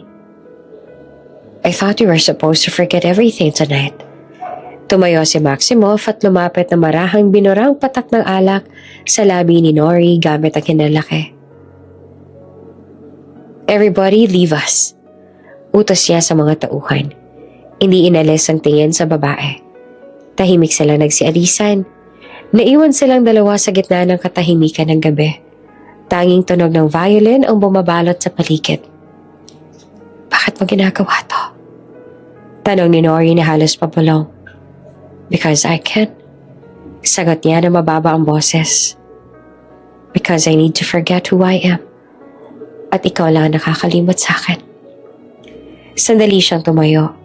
Ngunit bago pa siya makalayo, marahang hinawakan ni Maximoff ang kamay niya. "Stay," sabi niya. "Walang politika. Walang galit. Walang kasalanan. Ngayong gabi lang." Tahimik si Nori. Sa kanyang mga mata, may halong pagdududa at lungkot. Pero may kakaibang katiwasayan. Isang sandaling matagal niya nang hindi naramdaman. At nang bumuhos ang ulan sa labas, binuhat siya ni Maximoff paakyat ng kwarto. Hindi bilang amo at sekretarya, kundi dalawang kaluluwang parehong sugatan. Parehong naghahanap ng kapahingahan sa gitna ng unos. Ngunit sa likod ng bawat halakhak, sa bawat titig na tila totoo, may mga lihim pa ring nagkukubli. At sa gabing iyon, sa pagitan ng halimuyak ng rosas at lamig ng ulan, nagsimula ang isang koneksyon na magpapabago sa direksyon ng kanilang digmaan. Tahimik ang buong rest house ng gabing iyon. Sa labas maririnig ang mga mahihinang hampas ng alon at ang ihip ng hangin na dumadaan sa mga kortina. Sa gitna ng kwarto napapalibutan ng mga kandilang nagbibigay ng mapusyaw na liwanag, nakalatag sa kama ang isang pulang nightie, manipis, malambot at tila sinadyang pumukaw ng kaba at pag-aalanlangan. Tumitig si Nori sa damit na yon, para bang bawat sinulid ay tanikalak. "Magpalit ka," mahinang sabi ni Maximoff. Nakaupo sa gilid ng kama, hawak ang isang baso ng alak. Ang boses niya ay malamig, ngunit may halong panginginig. Hindi dahil sa takot, kundi sa damdaming pilit niyang tinatago. Tahimik na kinuha ni Nori ang paling tela. "Kung ito ang kailangan para makuha akong katotohanan," mahina niyang bulong sa sarili. "Handa ako." Pumasok siya sa banyo at sa harap ng salamin ay saglit siyang napahinto. Hindi niya alam kung sino nakikita niya ngayon. Ang bata bang si Eleanor o ang babaeng si Nori na ginawang sandata ang sarili? "Hindi ako mahina," sambit niya bago huminga ng malalim at isinuot ang nightie. Pagbukas niya ng pinto, sandaling natigilan si Maximoff. Parang lumabo ang paligid. Ang bawat hakbang ni Nori, papalapit, ay tila pagbasag sa lahat ng kontrol na pinilit niyang panatilihin. Walang salita. Tanging mga mata nila ang nag-uusap. Mga matang puno ng sugat, galit at pagnanais. "Nori," mahina niyang sabi. Ngunit bago pa siya makapagpatuloy, lumapit na si Nori. "Hindi mo na kailangan sabihin," tugon nito. "Alam ko kung anong gabing to." Hinawakan naman ni Maximoff ang kanyang kamay at doon niya naramdaman ang panginginig. Hindi ng takot, kundi ng pagtatalo sa loob. "Hindi mo alam kung anong larong pinasok mo," wika niya habang inilalapit ang mukha. "Alam ko," sagot naman ni Nori. "At matagal na akong handa." Lumapit si Maximoff, dahan-dahan, parang matatakot na masira ang sandali. At sa kanyang mga daliri, dumaan sa buhok ni Nori, bumaba sa pisngi hanggang sa baba. Sa bawat galaw, Tila hinahanap niya ang sagot. Kung totoo bang may natitirang kabutihan sa kanya. Ngunit sa ilalim ng liwanag ng kandila, ang lahat ay naglaho. Ang galit sa ama, ang awa kay Nori, at ang pagnanais na wag na siyang mawala. Hindi ko alam kung galit ako sa'yo o kailangan kita. Bulong ni Maximoff. Siguro pareho tayo. Sagot naman ni Nori. Pero ngayong gabi, hayaan mo muna ako ang masaktan. Doon niya ito niyakap, mahigpit. Halos marinig na nila ang tibok ng puso ng bawat isa. Halik na marahas, walang pagmamadali. Ang bawat dampe ng balat sa ikalawang pagkakataon ay parang pangako ng dalawang taong parehong pasag pero nagtatago sa init ng isa't isa. Nasa pagitan sila ng pag-ibig at pagkamuhi, ng kapatawaran at kasalanan. At habang bumabagsak ang mga patak ng ulan sa bubong, tumigil ang mundo. Ang gabing iyon ay parang panaginip. Mainit, masakit, at totoo. Sa gitna ng katahimikan, dumampi ang noo ni Maximoff sa noo ni Nori. Kung pwede lang sana, bulong niya. Wala nang kung sana, sagot ni Nori. Ngayon lang. Dito lang. At doon, bumigay na ang lahat ng pader na itinayo nila. Ang mga kamay ni Maximoff ay dumaan sa pisngi, sa likod, at sa bawat sugat ng nakaraan na gusto niyang burahin. Ang mga mata ni Nori ay nagsara, hindi sa kahihiyan, kundi sa pagtanggap. Hindi bilang alipin, kundi bilang babae na pumili. Pagkalipas ng ilang sandali, tahimik silang nakahiga. Kapwa pagod. Kapwa humihinga ng mabigat. Sa pagitan nila, may katahimikang hindi komportable, ngunit puno ng katotohanan. Akala ko pagkamuhi ang mararamdaman ko, sabi ni Nori na mahina. Baka nga ganun, sagot ni Maximoff. Pero minsan ang galit, yun din ang nagbubukas ng puso.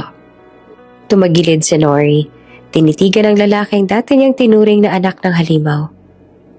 Hindi kita kailangang patawarin, aniya. Pero hindi rin kita kayang kamuhian. Ngumiti naman si Maximoff ng mapait, ngunit totoo. At ako, hindi ko alam kung karapat-dapat mo pa ba akong mahalin. Tahimik silang nagtagpo ng mga mata.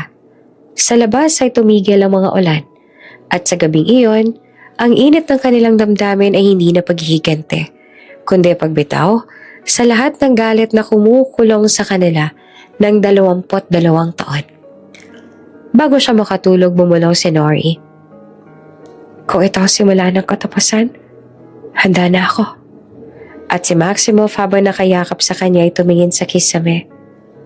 Kung katapusan man ito, sabi niya sa isip, gusto kong dito magtapos. Sa piling ng babae, hindi ko kailanman dapat manahal. Sa labas ng bintana, dahan-dahang pumatak muli ang ulan. At sa bawat patak, may kapatawarang hindi binigkas, ngunit taramdaman. Ang gabi ng pag-aari ay hindi tungkol sa katawan, kundi sa dalawang pusong nagpapaalipin sa damdaming matagal nang tinatago. At sa unang liwanag ng umaga, wala nang halimaw, wala nang biktima. Tanging dalawang kaluluwa minsang nagkasala, ngayon ay natutong magmahal. Madaling araw, tahimik ang buong rest house. Tanging tunog lang ng mga alon sa labas ang maririnig. Dahan-dahang iminulat ni Nori ang kaniyang mga mata. Ramdam niya ang init ng mga bisig ni Maximoff mula sa nagdaang gabi. Pero nang lumingon siya, malamig na ang tabi. Wala na siya. Maximoff, tawag niya na paos ang boses, ngunit walang sagot. Tumayo siya at napansin ang puting envelope sa ibabaw ng mesa. May sulat. May mga bagay lang ako na kailangang tapusin bago magsimula ang bago. Patawad. Nanginginig ang mga kamay ni Nori. Inilapit niya ang sulat sa dibdib. Parang pinipilit niyang maramdaman muli ang tibok ng lalaking minahal kahit alam niyang mali. Lumabas siya ng kwarto at sinalubong ng tahimik na paligid. Wala na mga bodyguard. Wala na ring staff. Sa mesa ng kusina, naiwan ang isang tasa ng kape. Malamig na rin. Pagbukas niya ng TV, muntik na siyang matumba. Breaking news, Governor Ramon Lucian inaresto sa kasong korupsyon at human trafficking. Tumigil ang mundo ni Nori. Ang mukha ni Governor Ramon, ama ni Maximoff, ay lumabas sa screen. Naka-handcuff, sinakay ng mga pulis sa van. Pero ang mas nagpayanig sa kanya ay nang lumitaw ang sumunod na eksena. Si Maximoff nakaitim na suit, nakatayo sa witness stand. Handa akong tumistigo. Ako mismo magpapatunay sa lahat ng ginawa ng aking ama.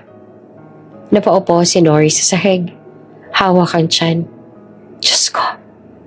Hindi niya alam kung dapat ba siyang matuwa o masaktan. Pinagtaksila ni Maximoff ang sariling ama para sa hustisya. Pero kapalit nito, isinuko rin niya ang sarili niyang kalayaan. Kinabukasan, nagulat muli ang TV. Kasama sa mga sinampahan ng kaso ang anak ng gobernador na si Maximoff Lucian dahil sa pagkasangkot sa mga illegal na transaksyon ng kanilang kumpanya. Nahaharap siya sa 5 taong pagkakakulong. Parang binuhusan ng malamig na tubig si Nori. Hindi. Bulong niya. Hindi totoo yan. Ngunit nang makita niyang pinasakay si Maximoff sa police car, walang resistensya. Nakayuko, tanggap ang lahat. Napaiyak siya. Lumipas ang mga araw, tahimik ang bahay. Wala siyang kasama, kundi ang mga alaala ng gabing iyon. Ang mga halik, ang mga yakap, ang mga salitang, mahal kita, na binitawan sa dilim. Ngayon, bawat sulok ng silid ay parang may anino ni Maximoff.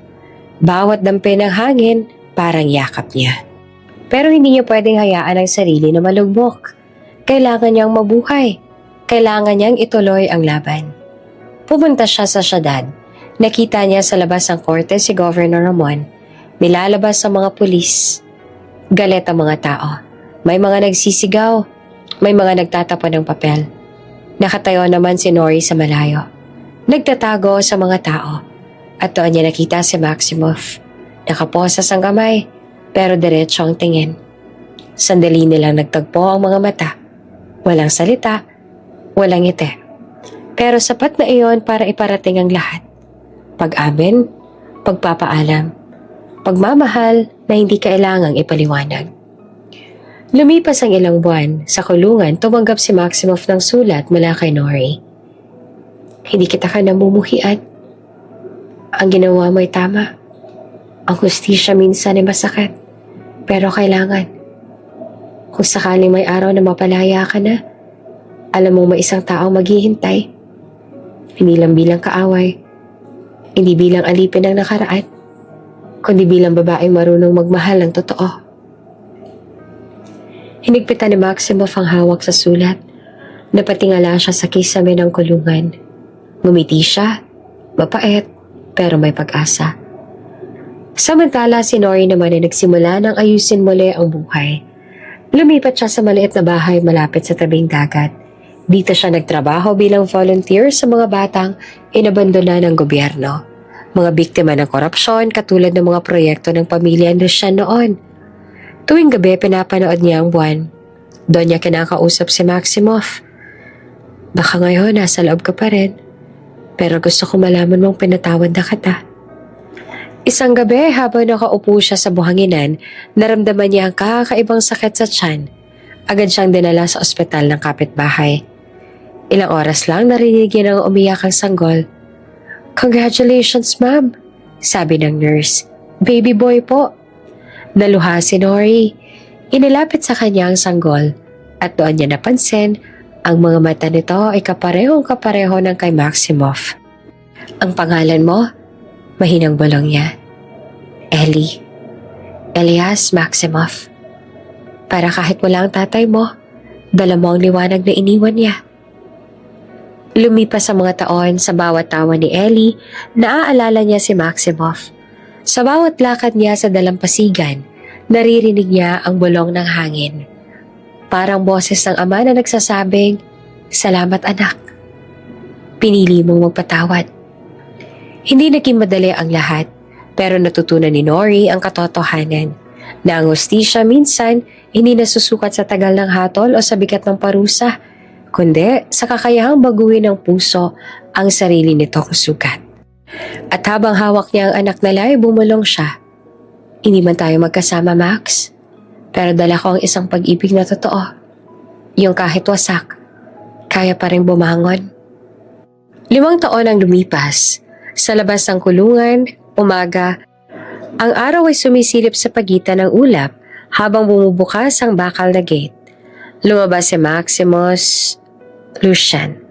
Payat, ngunit buo pa rin ang tindig. Wala nang dating suot niyang mamahaling relo. Wala na rin ang mga tauhan niya. Ngunit may kakaibang kapayapaan sa mga mata. Sa labas ng gate, isang babaeng nakaputi ang naghihintay. Si Nori. Sa tabi niya ay may batang lalaki, mga 5 taong gulang. May hawak na laruan. Isang bituin na yari sa kahoy. Nang magkita ang kanilang mga mata, huminto ang oras. Matagal kitang hinintay. Sabi ni Nori na mahinahon pero nanginginig ang boses. Akala ko hindi mo na ako babalikan. Tugon naman ni Maximoff.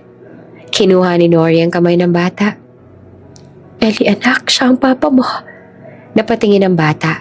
May halong kaba at tuwa. Pa? Bulong nito na halos hindi marinig. Lumuhod naman si Maximoff at tinignan ng anak at marahang hinaplos ang buhok. Oo, anak, ako yun. Tumulo ang luha ni Nori. Hindi ko alam kung matutuwa ba ako o maiinis pa rin sa'yo. Pero sa lahat ng nangyari, ito lang ang sigurado ako. Hindi ko pinagsisihan na minahal kita. Wala akong karapatang marinig yan. Sagot naman ni Maximoff na tinutop ang dibdib. Pero salamat dahil sa'yo, natuto akong harapin ang sarili ko. Habang naglalakad sila papunta sa kotse, tanaw ni Maximoff ang mga pader ng kulungan, tila mga anino ng nakaraan. Anong balak mo ngayon?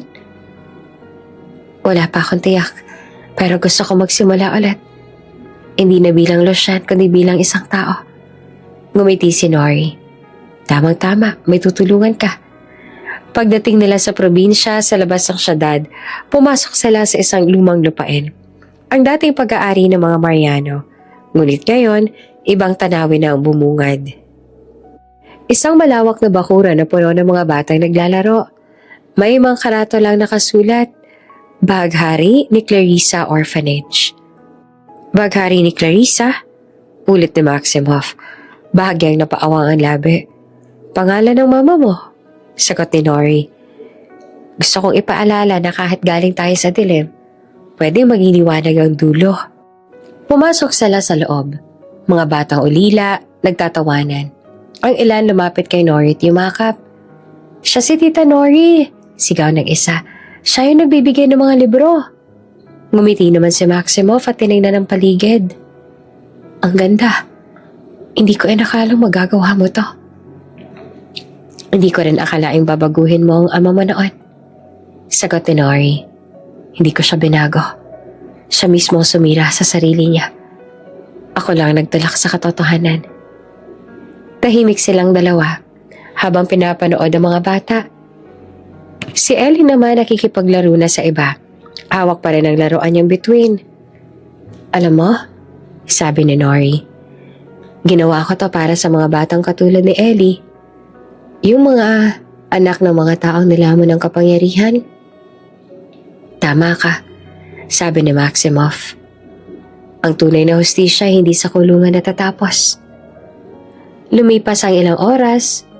Sa ilalim ng punong mangga, magkatabi silang nakaupo. Ang hangin, malamig at may halong alat ng dagat. Tingin mo, mapapatawad ka pa ng ama mo? Tanong ni Nori. Siguro hindi. Pero hindi ko rin siya kailangan patawarin para matahimik ako. Ang kailangan ko lang, huwag ko nang ulitin ang mga kasalanan niya. Napangiti si Nori. Ba, ang ganda ng sagot mo ha. Parang hindi na ikaw yung lalaking kilala ko noon. Baka kasi ngayon, ikaw na yung dahilan kung bakit gusto ko magbago. Tumingin naman si Nori sa kanya ng seryoso. Huwag mo akong gawing dahilan. Gawin mo yan para sa sarili mo at para kay Ellie. Tumango naman si Maximoff. Para sa ating lahat. Kinabukasan, umagang-umaga, nakita ni Nori si Maximoff sa harap ng mga bata. Nagtuturo ng simpleng science lesson gamit ang mga kahoy at bato. Makalipas ang ilang buwan, itinayo nila ang Lucian Mariano Foundation. Katuwang ito ng orphanage. Dito nagbibigay sila ng scholarship sa mga batang nawalan ng magulang dahil sa korupsyon. Sa unang seremonya, nagsalita si Nori sa harap ng mga tao. Ang pangalan na Maximoff Lucian ay minsan naging simbolo ng kasakiman. Sabi niya, pero ngayon, hayaan niyong baguhin natin yan. Dahil walang sino mang masama, magpakailanman. Basta may pusong handang magsimula ulit. Palakpakan.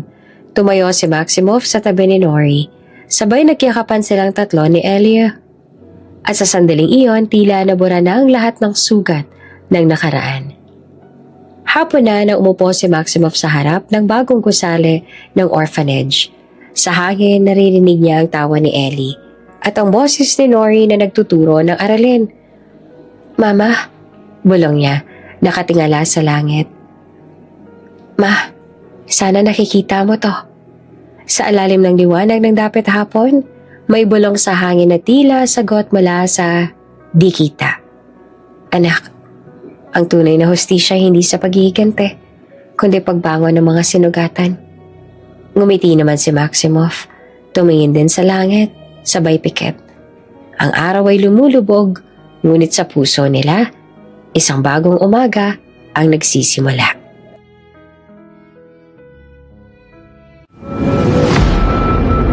Kung bago ka pa lang sa channel na ito, Ate Jane TV, huwag kalimutang pindutin ang notification bell and subscribe button.